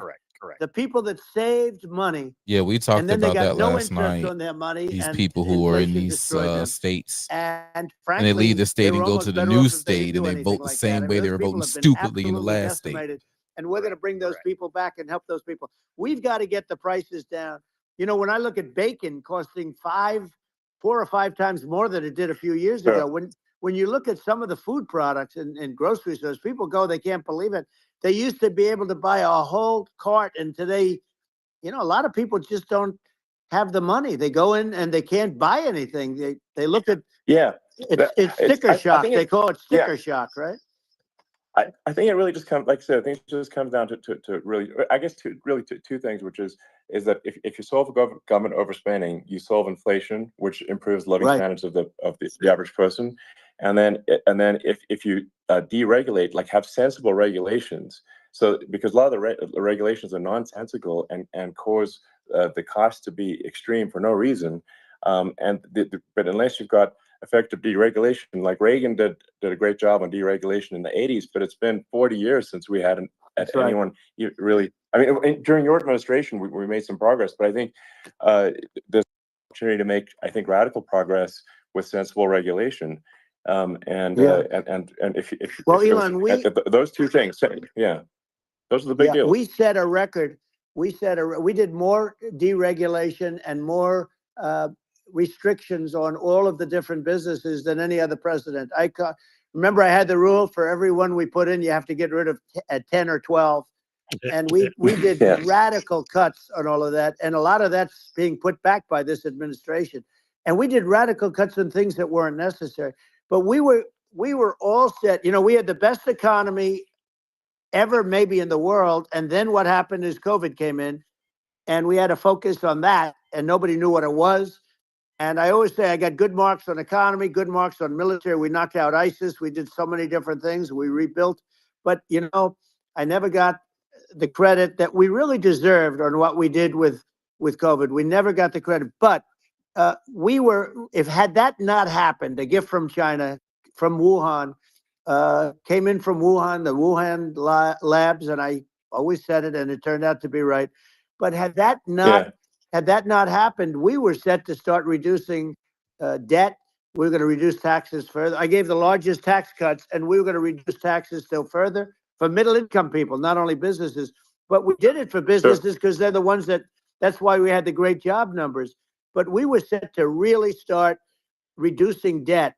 And, you know, we're sitting on the biggest pile of liquid gold anywhere in the world, bigger than Saudi Arabia, bigger than Russia. And we were going to drill, and we were going to make so much money. We were going to supply Europe with oil. I had stopped the Russian pipeline, and we were going to supply them with oil and gas. We were going to make a fortune. And then the COVID came in, and we really had to divert. Then what happened is when they came in, you know, we kept a lot of businesses alive. If I didn't do what we did, we would have had a 1929 type depression. But the problem is when Biden came in, he got trillions of dollars and just started spending it stupidly. You didn't need it anymore. You know, we got over that bad period where everybody was dying and, you know, it was just not a good period. Interestingly, you know, during his administration, many more people died during his administration of COVID than during my administration. And we really got the brunt of it. But people don't realize more people died during his administration than ours. But it diverted us from doing what I wanted to do. But we had the greatest for, you know, almost 3 years. We had the great, and you know that probably better than anybody. So many of your friends said to me, the best years we've ever had in business were during the Trump years. And also said that African American, Hispanic American were so incredible. They were having the best. Asian American women, men, young people without a diploma, young people that graduated from the best colleges, from MIT, from the Wharton School, from all of the great colleges, Harvard.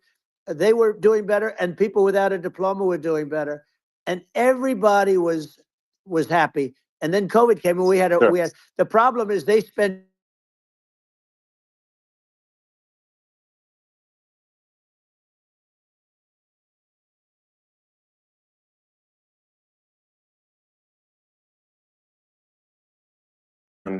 climate change and oil and gas, because I think it's probably different from what most people would assume.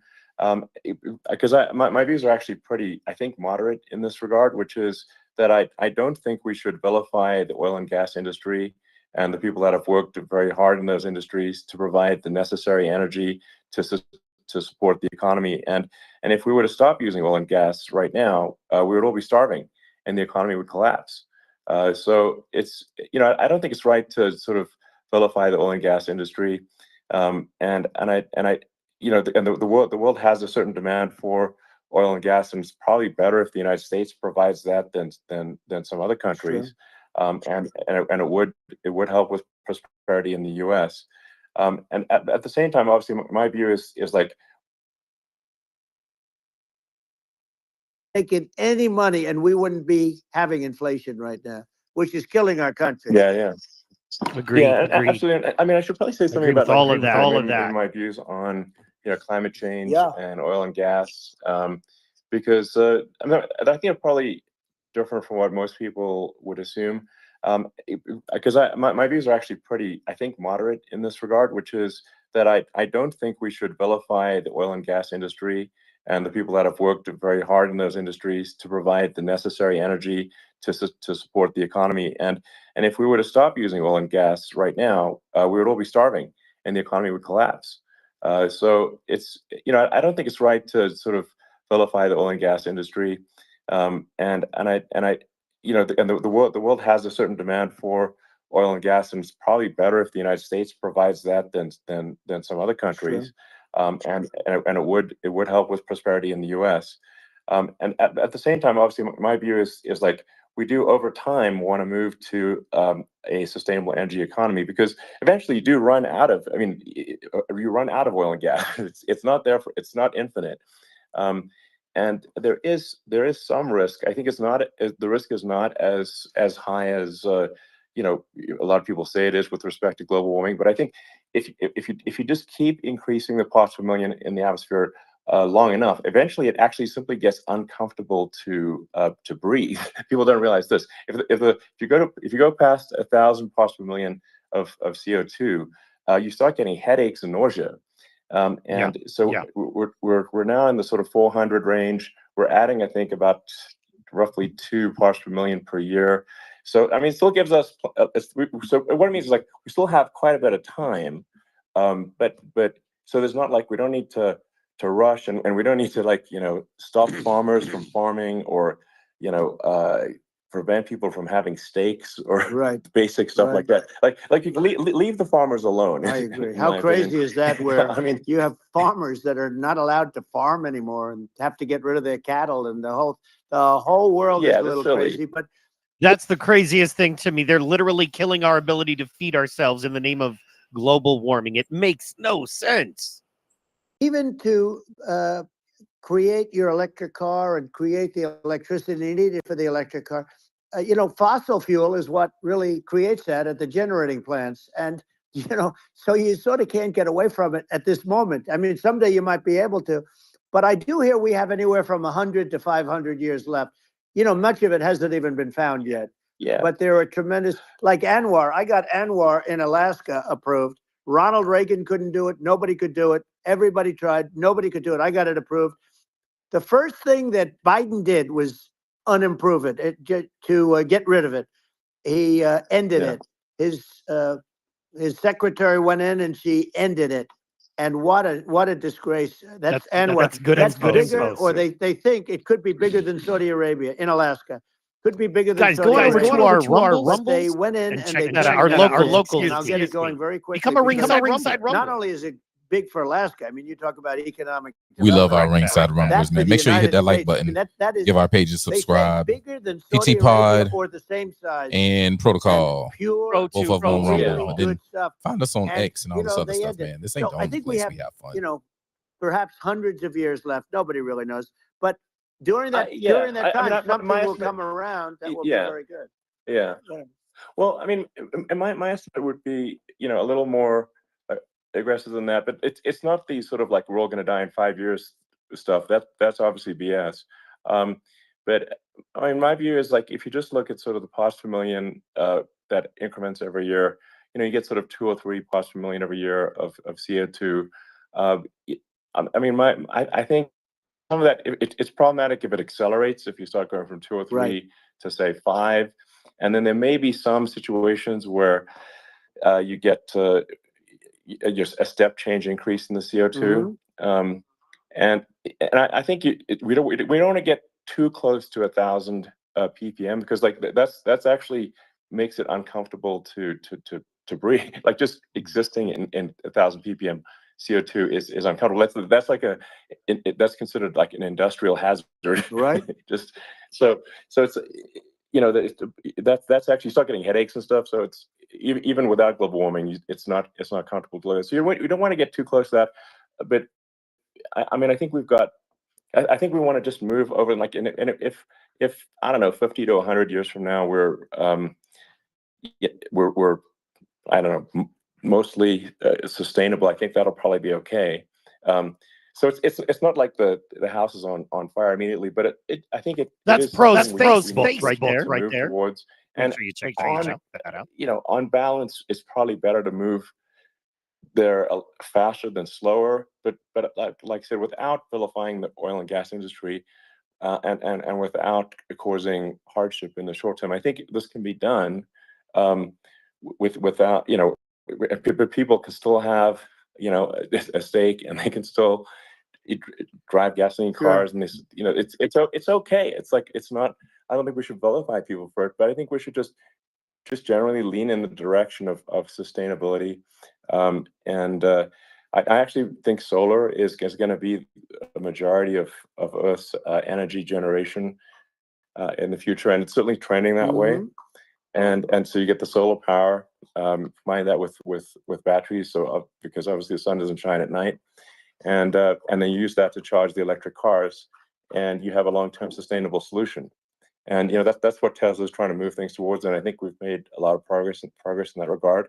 But when you look at our cars, we don't believe that environmentalism, that caring about the environment should mean that you have to suffer.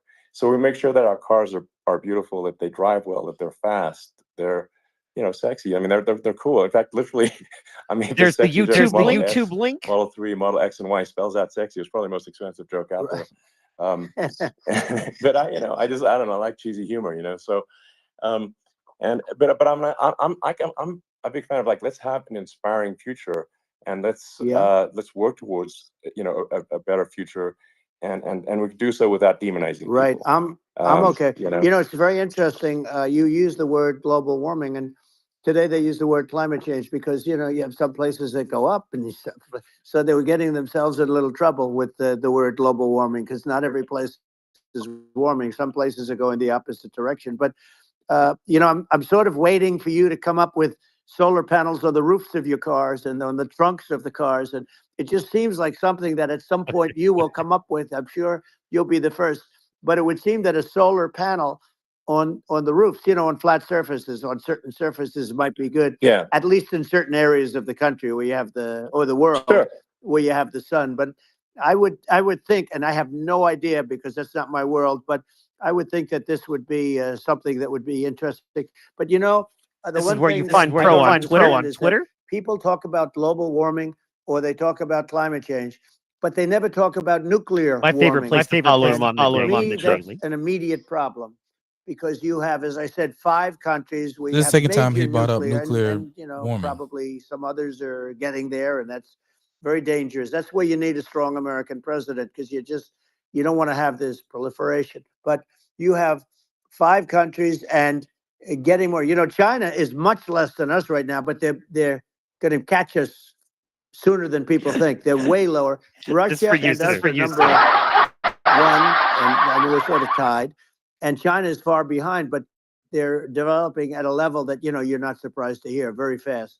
They'll end up catching up, maybe even surpassing. But to me, the biggest problem is not climate change. It's not, and everything's a problem, but it's degrees. To me, the big problem is the nuclear power. The power of nuclear. That's 3 times. Why does he great? Yo. And when I talk about I'll prevent World War III. I was talking to somebody will, recently, but the truth is and they that was telling me you have how to, because this is so no the longer army Siemens tanks going back cards and forth and are shooting at each other. used to This is keep a level of they use those to destruction keep the and power rods and stuff at that the right nobody's ever temperature. seen before. But recently something happened, and they're really wasting money trying to keep their nuclear cores cold. I think nuclear. So for him to say that shit Absolutely. 3 times You're like right. that, bro. and it's actually we know this fear. Well, we know nuclear energy. energy. We know it's We know it's tiny, what size of a brick, power city for 10 years. It's just a huge misunderstanding. And if you look at the injuries and deaths, caused by, say, I mean, I'm not going to try to pick on coal mining, but just any kind of mining operation.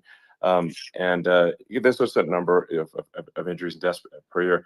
And you compare that to nuclear. Nuclear is actually way better. So it's underrated as an electricity source, and I think it's something that's worth reconsidering. But there's so much regulation that people can't get it done.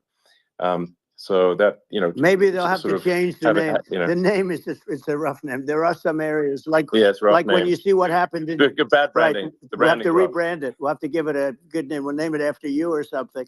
No, it has a branding problem. When you see what happened, it does have a branding problem. When you see what happened in Japan, where they say you won't be able to go on the land for about 3,000 years. Did you ever see that?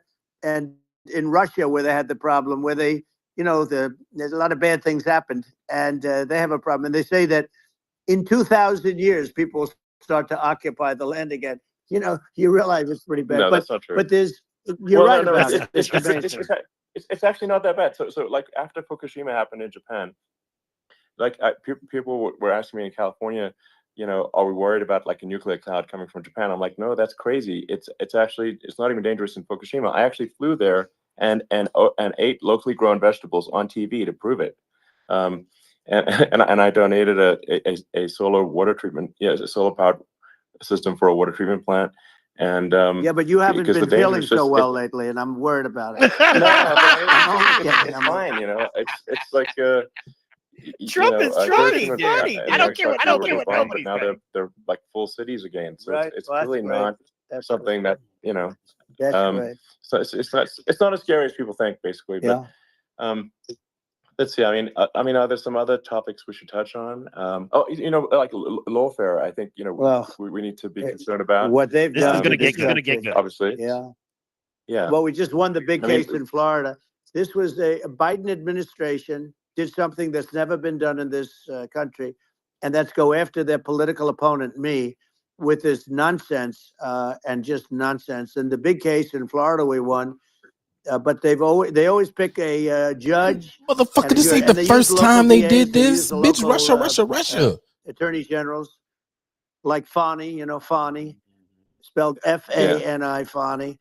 And it's all a big hoax, and it's all run from there. Like in Manhattan, one of the top people from the Justice Department went in, ran Manhattan, ran the state. No sexual The Letitia James deal was run by a person from the Department of Justice, Biden. They've never done this before, and they set up a very bad precedent. It's called lawfare, warfare.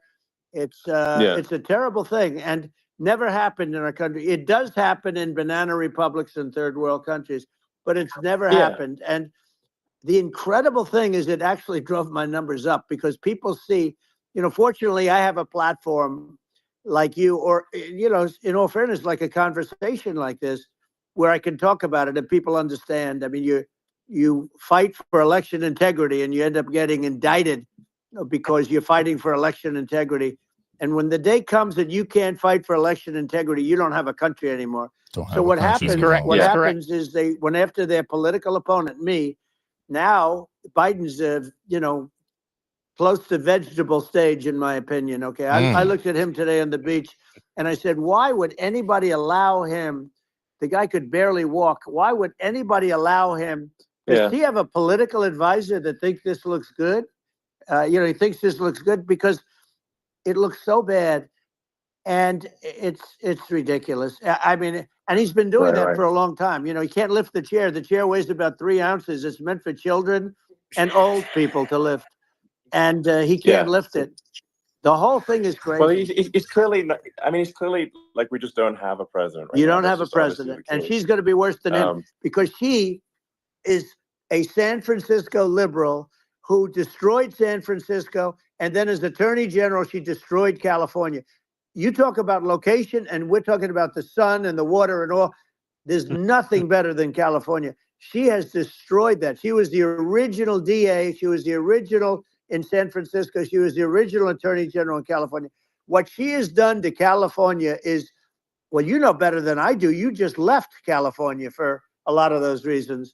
And what she's done with crime, with cashless bail, where you kill somebody. I mean, we have states there you kill somebody and they let you out right away. I mean, you don't have to even put up, and then they never find the people unless they kill again, and then they let them out again. It's true. Our country is becoming a very dangerous place, and she is a radical left San Francisco liberal, and now she's trying to protect. Now she's looking like she wants to be more Trump than Trump, if that's possible. I don't think it's possible, but she wants to be more Trump than Trump. Yeah.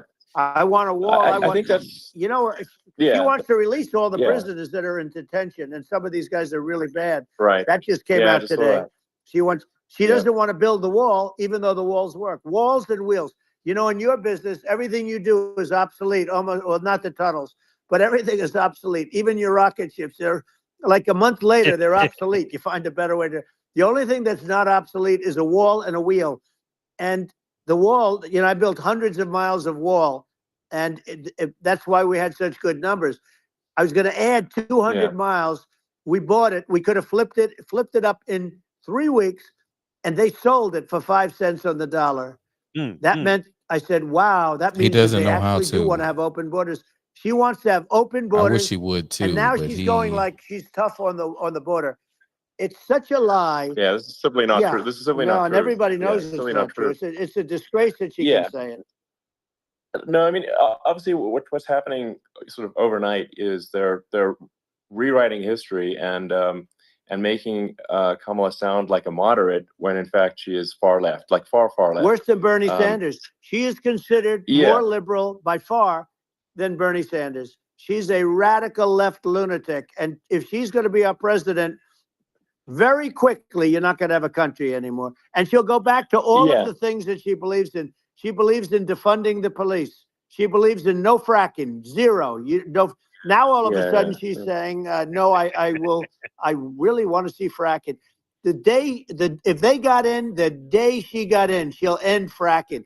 And by the way, if people didn't think that, the lunatics that really believe in that, they won't vote for her. You know, like the Palestinians and Israel. She is so anti-Israel, and she's bad for both. Biden actually did something that was impossible. Both sides hate him. You know, both sides. That was a hard thing to do. Unification. Yeah, no. I mean, Netanyahu came to give a talk to a joint Senate and House sitting, and I was there, and Kamala stood him up. You know, what does that say? I think it's highly disrespectful. And I say, if you're a Jewish person, or if you believe in Israel, if you're a person that, you know, is a very pro-Israel, if you vote for her, it's worse than Biden. And Biden was bad. But if you vote for her, you ought to have your head examined. And you see tonight, I mean, as we're doing this, I'm seeing reports coming that they expect an attack tonight or tomorrow from hundreds and maybe thousands of rockets. You know, their Iron Dome, as they call it, as we all call it. Oh, yeah, it's going down, their shield bro. that they build, that can be swamped. We'll use the term that's appropriate, swamped. But they swamp it by shooting enough missiles. You know this better than anybody. By shooting enough missiles, they can't defend themselves. Yeah, you know, they just obliterate the whole place. And that's what they done it some already. People think they're looking to do. And we have no leadership. There's no respect for the United States of America with these people. And I'm telling you, she'll be worse than him, because she's a believer in being radical left, and he wasn't. Correct. I think you're right. I mean, you really, it's important for the public that may be listening to this to look at Kamala's track record, you know, before the last month, and say, is that a track record you agree with? She ain't pandering to me. You're an independent. You're right. They're trying to repaint. Her behavior has been far left, and we're seeing just an overnight propaganda. Trying to see where she gonna fit. Sound like Kamala's. And Tim Walton's worse than her. Well, her running mate approved, signed into legislation, tampons in boys' bathrooms. Okay, now that's all I have to hear. Tampons in boys' bathrooms, and that means she believes in that too. I mean. She picked this guy. That's all I have to hear. He was the closest to her. A lot of people thought she'd pick sort of the opposite, but she picked an anti-Israel radical left person. But she is far worse, they say, than Bernie Sanders. If we have her as a president, if we have a Democrat at this moment as a president, I don't think our country can survive. I think it's a massive. I think it's very close to that, if not completely true. Frankly, with the Kamala administration, and that's my honest opinion. And I think really it's essential that you win for the good of the country for this election. And I mean, that's understating my opinion. Now, you know, you may have seen this, but I got a letter from the EU Commission, saying, you know, to not have disinformation on during this discussion that we're having. You're right. You know, there's a lot of attempts to do censorship and to force censorship, even on Americans from other countries. And you know, what do you think about that? Well, I know the European Union very well.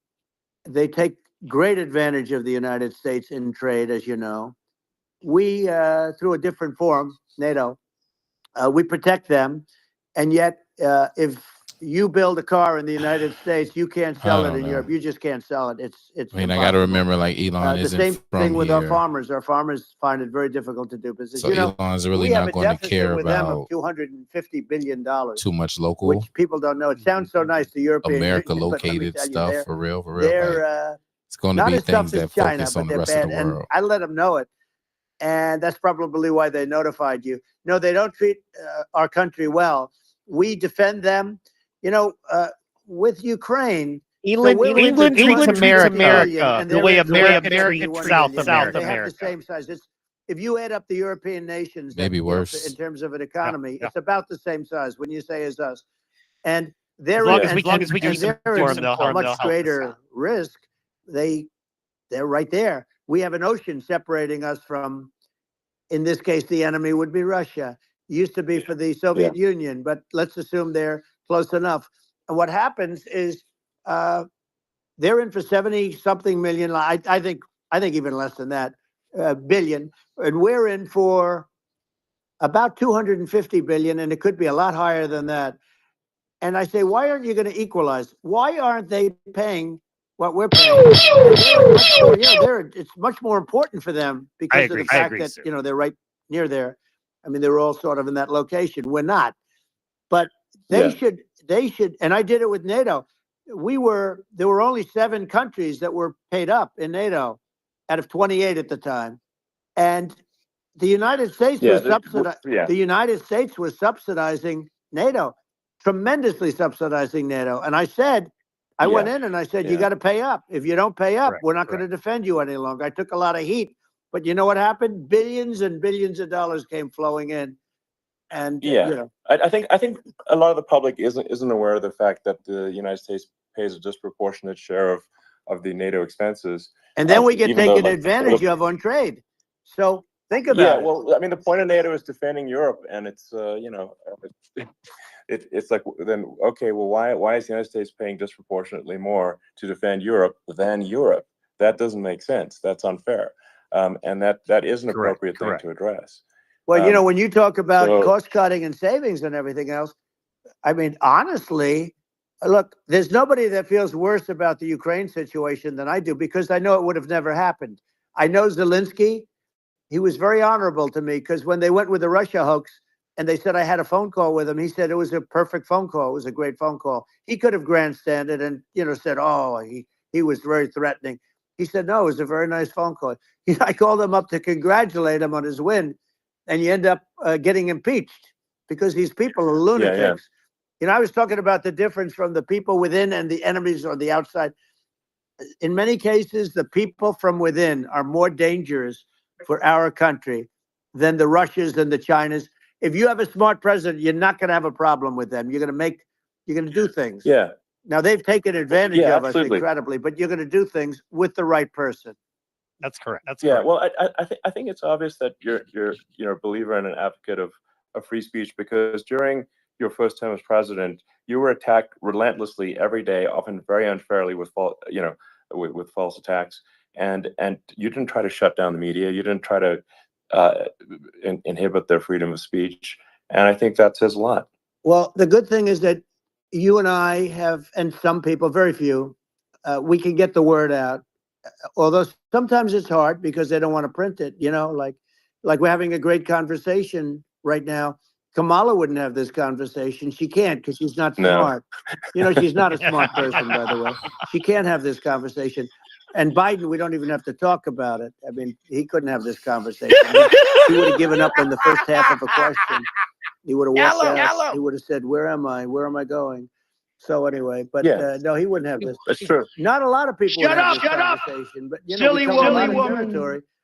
But the beauty is that we can have a conversation, and I'm able to get it out because I get treated unfairly. This is a really big point. You can actually have a conversation with you. Yeah, it's nice, isn't it? And you can't have a conversation with Biden or Kamala. It's like it's not possible. That's true.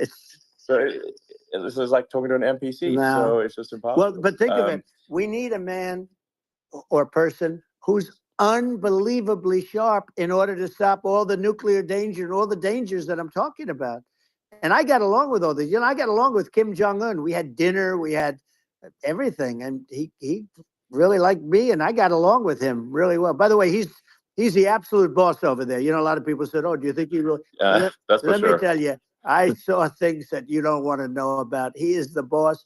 But we had a good relationship, and he doesn't like Biden. He considers him a stupid man, he said. He's a stupid man. Well, at least he speaks his mind.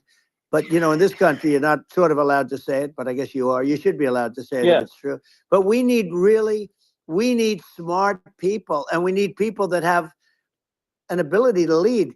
And she doesn't have that ability. Can you imagine? Now, Chairman Xi very well. Can you imagine her and him negotiating, or No, it's even silly. It would be standing silly. together? It is, the whole concept is ridiculous. She is terrible. She's terrible. But she's getting a free ride. I saw a picture of her on Time Magazine today. She looks like the most beautiful actress ever to live. It was a drawing. And actually, she looked very much like our great First Lady, Melania. She didn't look like Camilla. That's right. But of course, she's a beautiful woman. So we'll leave it at that, right? Well, maybe it's like, I think part of what, people in America want to feel excited and inspired about the future. They want to feel like the future is going to be better than the past, and that America is going to do things that are greater than we've done in the past, reach new heights that make you proud to be an American, and excited about the future. They want the American dream back. They want the American dream back. More important than anything else. It's like you don't have that today because the people, they've been just sucked. They see incompetent people running our. The Biden thing is very interesting. People just found him to be incompetent, and when I debated him, I was like, "Is this for real?" It was. Yeah, it was just absurd. But I think there are like some grand projects that we could do. I mean, I think like we could build a base on the moon. We could send American astronauts to Mars. We could build high-speed connections that are more advanced than anything else in the world between our cities, so people have fast transport. It's possible to solve traffic with tunnels. We've already made great progress in Vegas doing that, and and just do things that are exciting and inspiring and make the future feel like it's better than the past. Well, I saw what you did in Vegas, and I'll tell you, it was amazing. I got to see. I took a big glimpse at it, and it's incredible. It's incredible, and you could do that all over. It's deep. Yeah, you don't even need much structure. Assuming you're in the right area. No, it's straightforward. It's amazing. So like I think we could do some things that like China's got incredible high-speed rail between its cities, but I think it's actually possible with tunnels if with deregulation, with an ability to actually where it's like legal to actually do the tunnels. Then you could have high-speed tunnels that are actually better than anything else in the world. I love this conversation. I really appreciate somebody who wants to do things for America talking to the actual president. That's the kind of thing that makes you proud to be an American. And much safer than surface trains, where there is a danger there. With crazy people, it's much safer, much better. And it's sad because I've seen some of the greatest trains. I find it fascinating, and I've seen the systems and how they work, and the bullet trains they call them, I guess. And they go unbelievably fast, unbelievably comfortable, with no problems. And we don't have anything like that in this country, not even close. And it doesn't make sense that we don't. Doesn't make sense. Yeah, and I think also like there's I'm kind of hopping on the excess regulation, but I think something that I think people can generally understand is that what happens with laws and regulations is that there's more and more of them every year, and unless there's a process to clean them up, eventually everything becomes illegal, and that actually it slows down the development of new technologies. I mean, if you take the sort of like, I think there's room for some reform at the FDA for improving the speed with which we approve drugs that could help save lives and improve people's lives. And I worked very hard on that. We got that down to the lowest number ever, and we got therapeutics approved in the FDA that people can't even believe the speed. But I took them on. I don't think they like me too much, but I got things approved in the FDA at numbers that they wouldn't believe. And it's a very bureaucratic group. Actually, it's a fine group of people in many cases. I got to know a lot of them, but I was pushing them really hard for Regeneron, for so many different things that were really pretty amazing. But the FDA takes too long. It's 12 years to get a product approved. I got it down to 4.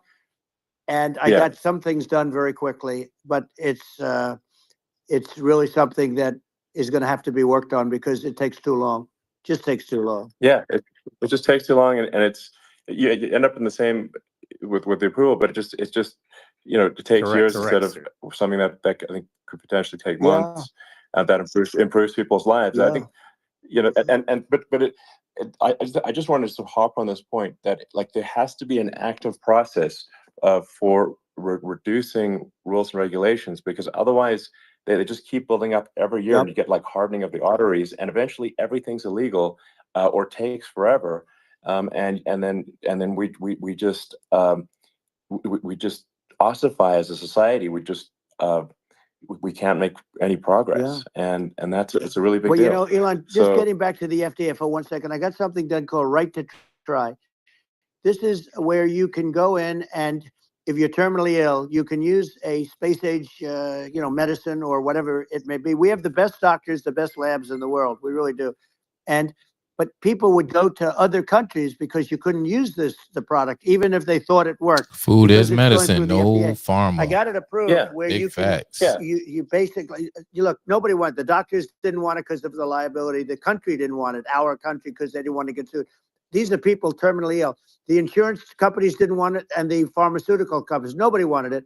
I got everybody into a room, and we came up with an agreement. So you are 100% correct. And also, they didn't want it on their record. If somebody's terminally ill and they die after taking a drug, they didn't want that on their record. So we set a separate list if somebody was, so it wouldn't count as a negative. Okay. And as you know, we got it done. We have saved Right to Try. They've been trying to get this done for 58 years. And it sounds simple, but it wasn't, because of, the insurance companies, nobody wanted it, but we got it done. Sure. Somebody you sign a document that you're not going to sue the insurance companies, the country, you're not going to sue anybody. And we got it done. And we're saving tens of thousands of lives. Right to Try. Hopefully you never need it. But if you do, you don't have to travel to Asia. People, if they had money, they go to Asia, they go to Europe. So we were just agreeing with you that food is absolutely medicine.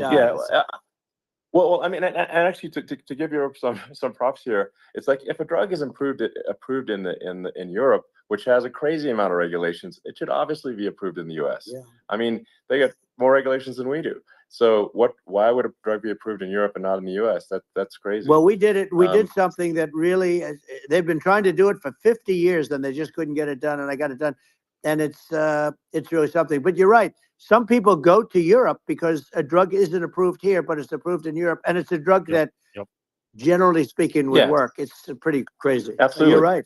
And I think so, as long as people are properly informed of the pros and cons, and like these are the risks, this is the risk, and like you make your own decision. That makes sense. Well, I think just in sort of closing up, and by the way, I'm looking at the numbers. You got a lot of people listening. I hope you don't get a lot of people listening to you right now, like 60 million or something. What is that number? It's crazy. It's amazing how you can see that right away. How many? What is the number? Wow. What is it? Well, wow. I think in terms of people, that's bigger than you said. You said 25, and you're much more than double that number, 25 million. I think you're going to be 60 or 70. And I guess over a period of time, hey, I congratulate you. Do I get paid for this or not? Do I get the Elon bucks? Well, I think actually in terms of the number of people that will hear this conversation over the next few days to weeks, it's going to be hundreds. That's what they say. Yeah, that's good. Well, look, it's an honor.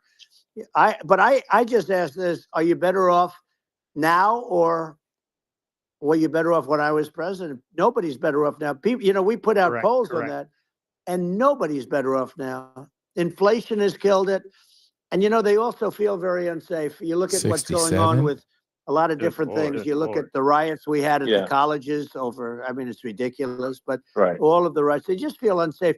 And now they really feel unsafe because you have a new form of crime. It's called migrant crime. I call it Biden migrant crime. Maybe I'll call it Kamala migrant crime. But, how many people watch Super Bowl? Try to get to the ground truth by just asking people.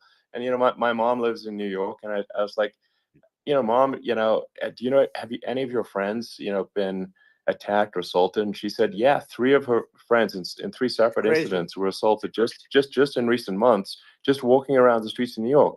And I said, well, what happened to the people that assaulted them? Oh, nothing. They got away. Like, and they just know They that always get away. nothing's going to, and they don't even bother reporting it because there's not. They know that That was not, quality, bro. quality, You bro. make You no make you know, sound. people are not going to get prosecuted. They just You are a let broadcasting violent criminals out in New York. The with- only with one that zero gets bail. prosecuted is Donald Trump. They prosecute Trump. Yeah, I mean it's just obviously messed up. Oh, it's terrible. If violent criminals are being getting off scot free, and meanwhile the New York spending massive resources prosecuting you, and it's like what's this and I think the sort of sensible public looks at this and says, what the heck's going on here? This is obviously abuse of the legal system. The legal system is supposed to be protecting the public from violent criminals, and it should be obviously allowing the public to make their own decision about who should be president, as opposed to some legal case. Once they start this precedent, because this can go on with the next one. I mean, this is a very bad precedent what they're doing in terms of going after their political opponent, and that's all it is. It's going after their political opponent, and then you get a judge who's a strong Democrat, and I'm being nice when I say that. In many cases, crooked as hell. But you get a judge, and you go into an area where a Republican gets 3 or 4% of the vote, and you'll have a jury pool with people that hate Republicans or hate. It could also be the other way, though, because it could start the other way in areas where they hate Democrats, and you get into a Pandora's box. It's a very dangerous thing for this country, and a very dangerous thing even for the state. New York City is losing. New York City and state lose a lot of business over what they did to me, because these people say, we don't want that to happen to us. That's no justice system. You have an real money, justice, and it's costing. We're talking hundreds of millions real estate money. People are leaving, and companies are leaving, and they won't come back. So all of that stuff is important. But the economy now is the big thing, and we can turn that economy up so fast, and people are going to be back again. We're going to get rid of inflation. I think there's a lot of opportunity. Right. Absolutely. So. And I just want I want to congratulate you. You've done an amazing job. You have definitely got a fertile mind. We can talk. You and I can talk about rockets. It's kind of you to say thank you. Tunnels. We can talk about tunnels and rockets and electric cars. So many things. And now you're into the AI, and that's another beauty, I'll say. So it's an amazing thing you've done, Elon. It's an amazing thing, and I congratulate you. I mean, thank you. And I just say here, here's to an exciting, inspiring future that people can look forward to and be optimistic and excited about what happens next. And that's the kind of future that I think you will bring as president. And that's why I endorse you. Well, I appreciate that. That endorsement meant a lot to me. Not all endorsements mean that much, to be honest. Your endorsement meant a lot. And, we have a phrase, make America great again. It's pretty simple, but it really says that we want to make America great again. And we can do it. We can do it now. But if we were going to suffer another 4 years like we suffered for the last 4 years, I'm not sure the country can ever come back. That's how bad it is. It's so bad. We have to do a lot of things. I think that's a very real risk. It's a big risk. It's a very real risk. Yep. And it's, I'd just like to note to people listening, like I've not been very political before. And if you look at my record, I've actually been, I'm not like, some they try to paint me as like a far right guy, which is absurd, because I'm like making electric vehicles and solar and batteries, helping with the environment, and I actually I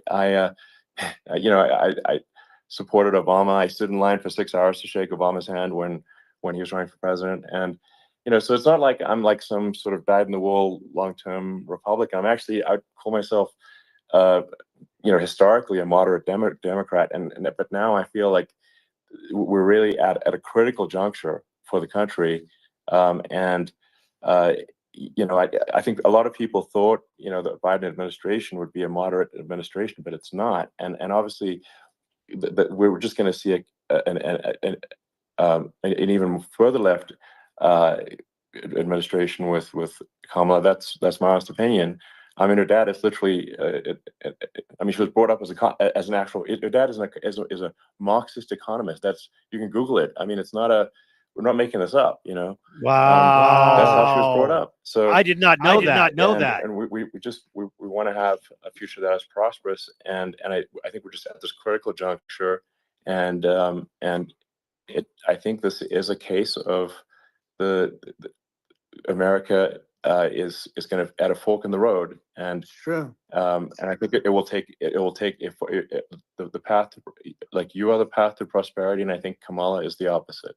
Then that's my honest opinion. I'm gonna get attacked like crazy, and you know, I've also experienced quite a bit of lawfare myself, but I'm just trying to tell people my honest opinion, and I haven't been really active in politics before, and I'm just trying to point out that my track record historically has been moderate, if not moderate, slightly left, and so this is to people out there who are in the moderate camp to say, I think you should support Donald Trump for president. And I think it's actually a very important junction in the road, and we're in deep trouble if it goes the other way. Well, I want to thank you. And, you know, I actually always did think of you as somewhat left. I must say that. So it's Yeah. even more of an honor to have your endorsement. You can't I know have a how strong you feel left. about It's it. okay. But, you know, when you think of her, San Francisco, 15 years ago, I had a great friend, Bob Tish. He said it's the greatest city in America. And now it's almost not livable there. And California likewise. And she was involved in the destruction of San Francisco and the destruction of California. And she will be involved in the destruction of our country if people are so unwise as to elect her. And I hope that doesn't happen. And I hope the elections are going to be run honestly. And we're going to turn this country around. We're going to do things and we can do it fairly quickly. And we have to get rid of the criminals that have been, you know, given to us by other countries as they laugh. They laugh at us. They think we're stupid to accept these people. These are radical, stone cold killers in many cases and terrorists. And they're in our country by the hundreds of thousands. Yeah. And we have to take them out. Yeah. I mean, if I could Whew, summarize we have it, to take perhaps, them out. you know, I think Good these are issues that I think See, they won't most talk like people in America they won't even like that on the would other side. agree with, which is that we want safe and clean cities. We want secure borders. We want sensible government spending. We want to restore both the perception and reality of respect in the judicial system. Just, you know, stop the lawfare, and I think that's like. And how are those even right-wing positions? I think those are just just common sense, and that's. I mean, would you agree with that? 100%. I don't understand, you know, the whole, they call it progressive. They don't like the word liberal anymore, but call it liberal or progressive. I don't understand how somebody could say that it's okay for them to empty prisons into our country. And again, I told you their crime rates all over the world are going way down, which makes sense. In fact, the next time what we'll do is, if something happens with this election, which would be a horror show, we'll meet the next time in Venezuela, because it'll be a far safer place to meet than our country. Okay, so we'll go, you and I will go, and we'll have a meeting and dinner in Venezuela, because that's what's happening. Their crime rates coming down and our crime rates going through the roof. And it's so simple. And you haven't seen anything yet, because these people have come into our country and they're just getting acclimated. And they don't know about being politically correct law enforcement or lack of law enforcement. And our police, I have to just end with this. We have great police. We have great law enforcement, but they're not allowed to do their job. They have to be able to do their job without being destroyed. Well, absolutely. And it's obviously demoralizing if you're a police officer risking your life to arrest violent criminals who could kill you and do kill you sometimes. And then you arrest the violent criminal, and then the DA, you know, doesn't prosecute and that's let the guy out. Yeah. Well, then, like, why should a police officer risk their life to arrest a violent felon? Well, even worse, Elon, if nothing's going to happen. Even worse, they prosecute the police officer. They go after it and they prosecute the police officer, and they take away his pension. They take away his job. He loses his family. He loses his house. Well, I thought it was very telling, like incredibly telling, that, you know, when there was that case where, you know, sort of a gang of thugs beat up police officers. I think it was in Times Square in New York, and then nothing happened to those guys. They were let out, zero bail, and I think a bunch of them were given free tickets to California. Well, what is I mean, that is that is a gross indignity against the United States, and that's how. Right. I mean, this is insane. Like, have we lost all pride? What that? How can such a thing be allowed to occur? I've never seen anything. You know, we see where they get shot. It's a very dangerous profession, but something they're very proud of, and they want to be able to do their job. But I've seen them get shot. I've seen a lot of things, but I've never seen where these guys are standing in the middle of a big street, everybody watching them, and they're literally boxing, like punching, stand-up fighting a police officer. There were two of them, and you had about six of these guys, and they're punching the hell out of them. And in their own country, they would be dead if they did that. They'd be shot. Yes. They would be shot instantly. And you know, they come from these countries, and it's taking them a while to realize that we don't do that in this country. But in their own country, if they stood on a street and had a fight with a police officer, they would be shot.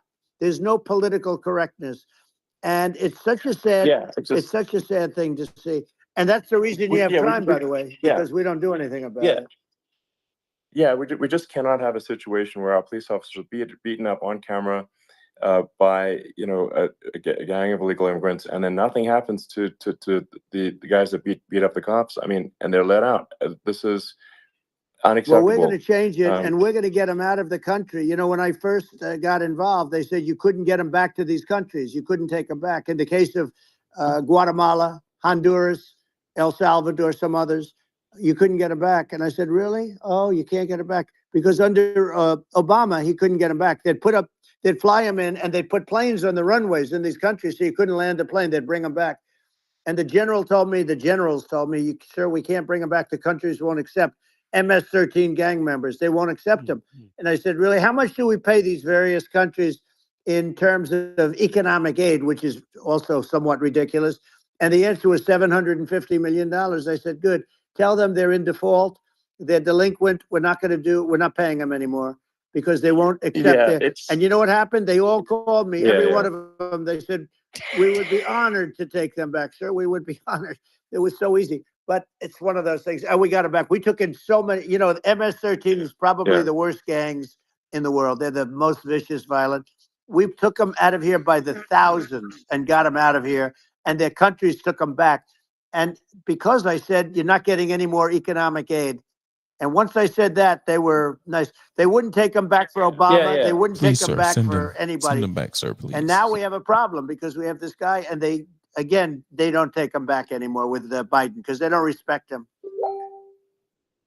It's just gotta be done. We just can't have whether they're citizens or not citizens. We can't have, because they won't prosecute citizens either, not just illegals. So if it's you can't have violent, repeat violent offenders that are not that don't get incarcerated. That's right. Because they will obviously, by definition, continue to hurt people. And I think where part of this comes from is that there's and I do sort of consider myself liberal in some ways. I mean, it's just that you want to have empathy for people. Obviously, you want to have empathy for people. I totally agree with that. You want to have empathy, but you also have to have empathy for the victims of the criminals. And if you just have empathy for the criminals, it's actually shallow empathy. It's not real. You're not thinking. You have one layer deep empathy. You got to say, like, what if you don't incarcerate this person? Who are they going to hurt? Whether they might kill someone, they might rape someone. If you don't incarcerate them, you have to have empathy for the victims. And there's a lack of empathy for the victims of the criminals, and too much empathy for the criminals. It doesn't make sense. That's why you want to have deep empathy for society as a whole. Marxism. Shallow empathy for what it is. What it is. We have to give our police officers the dignity and the respect that they deserve, and we have to let them do their job. They can do a great job. What is doing their job, We have to let them do their job. And if we don't do that, it's what is doing their job, Trump? It's going to all disappear. There's never been a society like this where you're allowed to do anything you want and nothing happens. And I'm talking about violent crime. And it's going to get more violent because these are really, really violent people. And we're going to get them out of our country, and we're going to get them back to because they were sent here by the presidents and by the various people that run those countries. And I know every one of those guys, and they're smart people, and they're streetwise people. And they really think that The USA is stupid. They think we're run by stupid people, and they happen to be right. But when I was there, we had no problem. We got them out. We took out thousands of MS-13 gang members. We brought them back. And now, again, it's the same old story. We don't do it. And they actually gave them a big increase in aid. They raised it up to billions of dollars, and they get nothing for it. So, you know, I hope everybody's going to vote for Trump, and we're going to get this country. Yeah. And I didn't need this. I'm like, I didn't need this. I had a very nice life. I didn't need to go through court systems and go through all the other stuff and run at the same time. I have to run. I have to go through fake trials with, in some cases, corrupt judges, totally corrupt judges. I didn't need it. I had a nice life. I have great locations. I have beautiful oceans that I have places. You know, but I felt it was important. And if I had to do it over again, you probably think I'm crazy for doing it, actually. But if I had to do it over again, I would have done it over again, because this is so much more important than me or my life. We're going to save this country. This country is going down. And these people are bad people that we're running against, and they're liars. They make statements. They do things that are so bad. They say they're going to make a strong border. They say they've been great on the border, and they've been the worst in history. They say they're going to stop crime. Like, the facts speak for themselves. It's so incredible. Speak for themselves. Like it's got to the point where people just don't even bother reporting crime in a lot of cities, right, because they know nothing is going to happen. Wow. You know, that's what I hear anecdotally from people all the time. So, you know, it's just, you know, my values, I'm just saying to people out there, like the things I think are important for the future is, like, we've got to have safe cities, we've got to have secure borders, we've got to have sensible spending, and we've got to have deregulation, and right, so we can have a prosperous future. And then we want to have some exciting, you know, sort of moonshot projects that people can get fired up about. And, you know, that's the future I'm looking for. And, you know, I'm pro environment, but I'm not against, you know, I'm not like, I don't think we should vilify the oil and gas industry, because they're keeping civilization going right now. And but I do think we want to move, you know, at a reasonable speed towards a sustainable energy economy. Those are my values, and I think, you know, and so, I mean, that's why I'm supporting you for president. You know. Well, so. I appreciate it. We're going to give incentive to companies to come into our country, not to leave our country. There you go. We're going to be giving tremendous incentives. We want companies to build here, not to build in other locations. And I love how they've been wrapping up for 30 minutes. It's about the American dream. You don't hear about the American dream anymore, Elon. You don't hear. You're the American dream in the truest sense, but you don't hear about the American dream anymore, and you're going to hear about it. People, they need that incentive to go out and do it, and they're going to love their lives. I mean, they're going to look forward to getting up in the morning and going to a job that they love, not a job that they can't stand, or not any job at all where they have no money, where they literally have no money, and then they end up with violence and lots of other problems. No, we're going to do some great things. And I learned a lot in the first. We had a great economy and all of that. We rebuilt the military. We did so much, but I also learned the best people. I learned the good people, the smart people, the dumb people, the people that can do things. The people, you learn. When I first came in, I tell people I was in Washington, D.C. only 17 times, according to the fake news media. I was in 17 times. I never stayed over. And you don't know people. You rely on other people to give you names, and then you realize the people you relied on weren't so good. Now, we had great people, but we also had some where I wouldn't have, used them had I known. Now I know everybody. And I think we're going to really turn things around fast. We have no choice. Otherwise, we're not going to have a country. And I really appreciate this. To me, it's been a lot of fun being with you. You're an amazing guy. You've done an incredible job and a great inspiration to people, a great inspiration. And I hope you keep going and just continue to do well. And we're going to have a big election coming up. And I think November 5th will be the most important day in the history of our country. I think that election will be the most important election.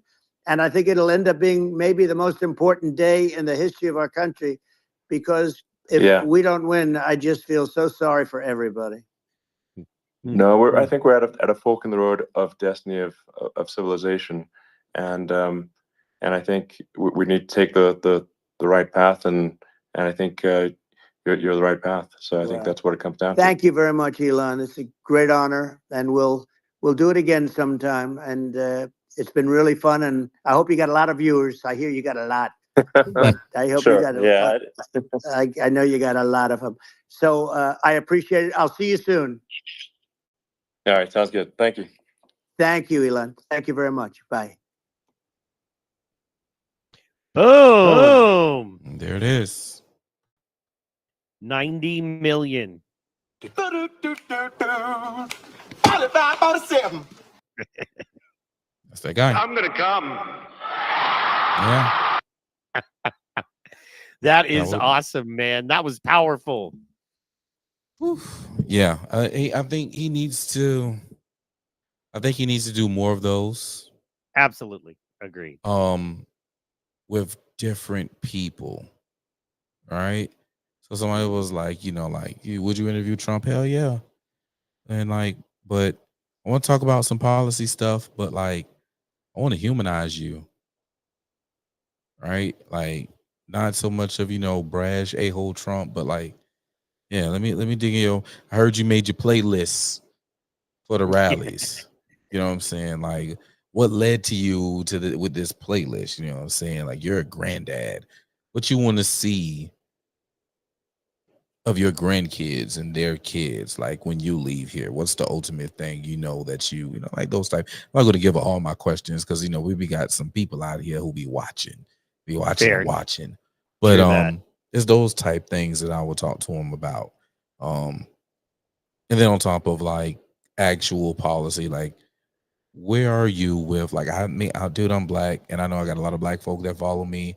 So I need to know like where are you mentally when it comes to the black community? Like I know you was the best president since Abraham Lincoln when it comes to the black community. I know you funded the HBCUs. I know that you had the HBCU initiative. I know you took black unemployment to the lowest ever. Like, look, I'm like, dude, you was the best. I can ramble on and on and on and on about things you've done, but like, my question is, why? Like, I understand why, but they need to know why. Yeah. Let them know why, because honestly, like everybody, like my man put out the new black deal in 2016 before he even made it in office, right? And then he gets elected in November 2016. And then he goes to office January 2017. And then in February 2017, he has all the HBCU presidents and he's talking to them about what they need and getting them money and creating the actual HBCU. If this man was such a bigot and a racist, why would he do that I think it was February 27th? Exactly. February 27th. And Well, he and went I mean, in January 20th. You've got personal friends that are, you know, now blowing up that are like, he saved our HBCU. You taught me that 400% black business was up under Donald Trump by 400%. And that was year over year. And I think Trump gets it, like, because when he said it, and I agree, you know, what's good for black people is good for America. And it's very simple.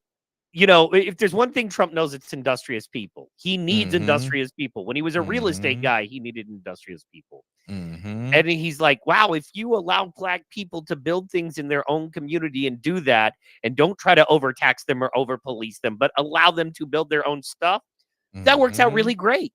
Crime lowers, it costs, and as a manager, as a businessman, because it's a lot of white cops in the hood, let's be honest, you know what I mean?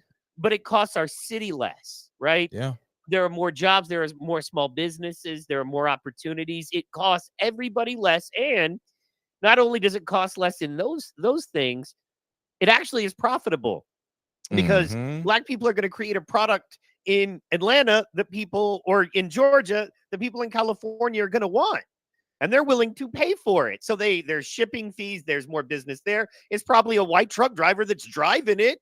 And nobody in the town is going to be mad. Nobody in Savannah that has a black-owned product is like, well, the guy that's pulling the truck up and backing in is white. You're going to be like, fine. Is he going to get my product to LA out of here, in right. 2-3 days? You know what I'm saying? And guess what? If you feel as though, hey, you know what? we should have black transportation. Okay, go for it, bitch. This is America. Go. Yeah. There's nothing saying that you can't create that and send it if you really feel that way. But the goal is to get it across to California.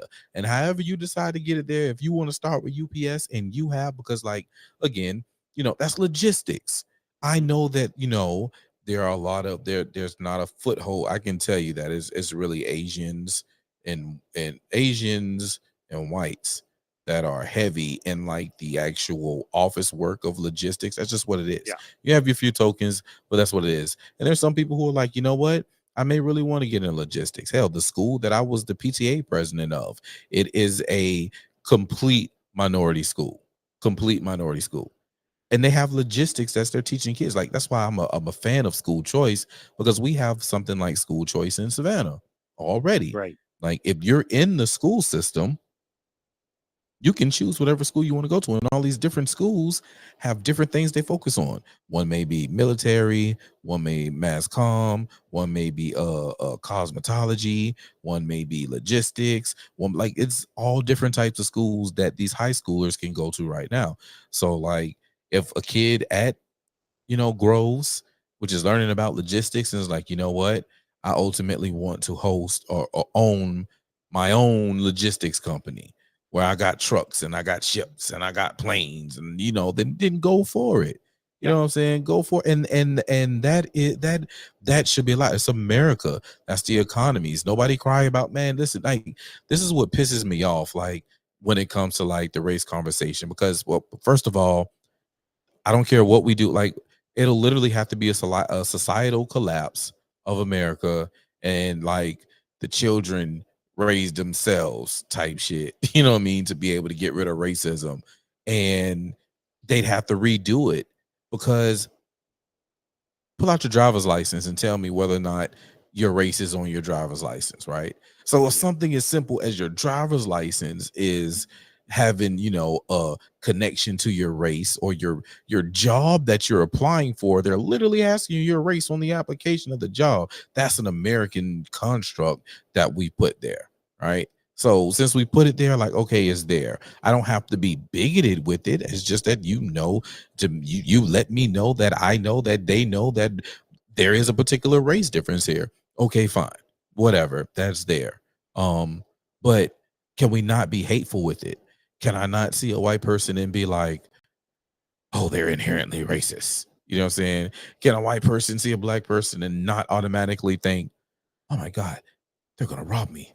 Let me go to the other side of the street. You know what I'm saying? Like, can we all not look at Asians and be like, I wonder how much rice they consume on a weekly basis? You know what I mean? Like,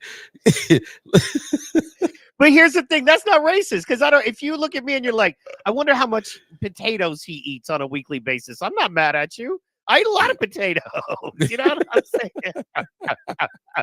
But see, wondering about people's culture is not, racist. That like, but no, I hear you, and that's the thing. It should never be a holdback, and that's why I love the idea of America. Are we coming through on it all the time? Hell no. You know that, man. You know where we stand with that. But I love the idea, that hey, all men are created equal. You know what I mean? Absolutely. For affirmative action, do you think? Affirmative. So let me put this out here. I'm just gonna say this shit. Like, affirmative action is going to take place. You know what I'm saying? Whether it's written or not. The question is, who are you affirming in that action? Is it a friend? Is it a friend's child? Right? Like, you're going to do it regardless. I am a free market, merit-based person. All right? I want to know, I don't want to hire you just because you came from the village down the street, and that's it. You know what I'm saying? Like, because you're an Indian woman, because you're an Indian / quote unquote Jamaican woman, Indian, Jamaican, black person, gay person, handicapped person. Like, I don't want to hire you just because of that. Now, what I will say is until there is a culture, right? Because like you got to understand, affirmative action happened because there was a culture of we ain't finna hire no black people. Fuck y'all. Like don't even go knock on my door type shit. All right. That was the culture. So affirmative action, Absolutely. had to come in and was like, hey man, listen, if they're just as good as that person, you need to come on, bro. We got to get rid of this toxic culture of, because if you honestly got their applications and you looked at the both of them, and because their application says black or white, because of the culture, you're already going to put the black one down and go for the white one, because that is the culture. That culture had to be broken. All right.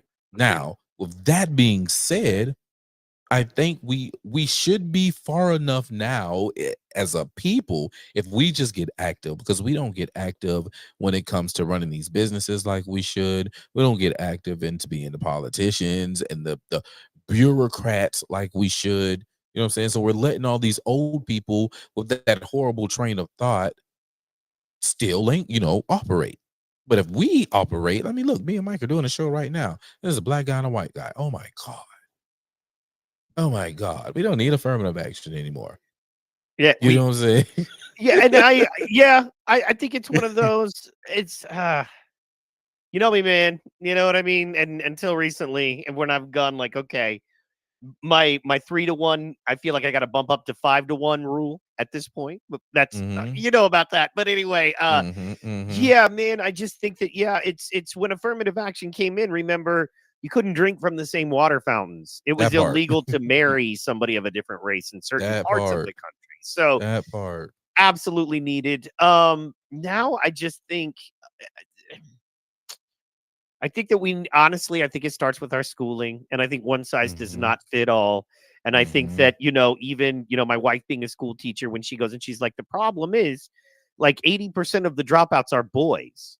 And out of that percentage, the minority poor young man is because think about it, you're a teacher, you're a 45, 50-year-old white lady teacher. And there's some 16-year-old dude who's, 6'5", 6'2", angry, because all boys get angry. We do. It's hormones. You're going to send him right to the office. And if he gets angry twice, well, then he's out. And we've got to reimagine. We've got to rethink that. I personally think we need more men in schools. And just like Elon and Trump talked about, putting, she asked if you know Shaka. Yes, ma'am. I am Red Pill University. Yeah. Yes. Red Illuminati all through your body. Yes. Shaka University in the building. Yes, got it. Matter of fact, gotta give bros his all the way. I'm gonna get him on the show. Here he goes with his lasers. There you go. Oh, you pew, I pew. We pew, pew, pew, pew. Anyway, bro, I am tired, man. I had the 6:30 stream. I don't know how you do it, man. I was like, good Lord, because I got like 3 hours sleep, and I haven't been able to get back to sleep. I've had stuff, and tomorrow I've got meet, man. It's like I'm not going to get rest again until Wednesday. So it's all good. I'm not mad, but good Lord. Man. Gotta get it in. How we get it in, brother? Illuminati. Love Shock. I've been watching him for 6 years, and he is a friend of mine. Oh, awesome, Sue. Yes, ma'am. Yes, ma'am. 6 years. Has it been? You know what? Yeah. I think it's it's been something like 6 years over here too. Nice. Yeah. Back during the days of the Q drops, and was you how many Janet Jackson dates you had, Sue? How many Janet Jackson dates by the moonlight? Let's wait a while. Man. You don't even know. I'm old. So. Hey man, those was good times, man. Now, we were talking the other day about, it was SWV and Jade, and it was which one, like, you know what I mean? Because the SWV girls were more hood, and the Jade girls were more like the sorority girls. You know what I'm saying? Yep. Like, I was like, man, I love I don't know, man. There was one girl in the Jade band that was, fired. So those were good times in music, man. Those were good times. We're gonna bring him back, guys. Thank you so much for tuning in. very, very important, that protocol. We got the links up in there. Please follow protocol. Very important. If you're not on Twitter, Facebook, Instagram, YouTube, Rumble, and of course X, and he's even on Kick. You can find him on Kick. So he's there. I'm gonna start Kick streaming soon, man. I got a couple of things, man. I'm finna put this to work on Kick, man. We finna go to work on Kick. We gonna have movie watch parties over on Kick. Matter of fact, one day this week, Rumble are locals. Sorry, for movie parties. Yeah. Locals. We can do locals. I'm going to do one day this week. I'm going to do I'm gonna say it in a second. The Banker. And we're gonna talk about that. That's a movie. If you don't know about The Banker, look up The Banker, man. That's a damn good movie. Thank you. Samuel L. Jackson and oh man, what's his name? I can't say it's on top of my tongue. He's playing Captain America. He's the Falcon. Jeremy Renner. No. Oh no, he's Anthony Mackie. Got it out. Word. Yeah. Word. Sue, thank you so much for hanging in. For everybody watching, looks like we still got a few people hanging out. Thank you so much for watching. We appreciate it. Hit that like and subscribe on the way out, no matter how you're watching. We appreciate it. This has been Rumble on Rumble. If you're just seeing us now, every Sunday night, 7 p.m., we go live. We talk about the hottest topics of the day. We try to bring a little comedy into it to have a little bit of fun. Pro is a genius level, breaks it down on a professor level, and I am a dumb piece of white trash. So our combo is nice. It's a nice combo. But Friday Night Flights on Protocol's channel, one of the most important shows out there right now. It's frustrating. You know what I mean? But his numbers are jumping. His numbers are going crazy right now, as it should. And, I got a Tuesday night show and then just daily Power Slap Time. Go to Power Slap Time if you want to enjoy some comedy. And that's about it. Guys, thank you so much for tuning in. This was a great night. I feel like this was a historic night. I'm blessed to be able to share with Pro, the big homie. And we are so happy to meet you, Sue, and everybody that dropped in the chat. And what do you want to leave the people with, Pro? Hey, man. In honor of Sue being up in here, in honor of Shaka Shakur and my brother Amaru, all I'm going to say is y'all is getting real. So prep, and prep. Y'all be good. Thank you guys so much. We'll see you.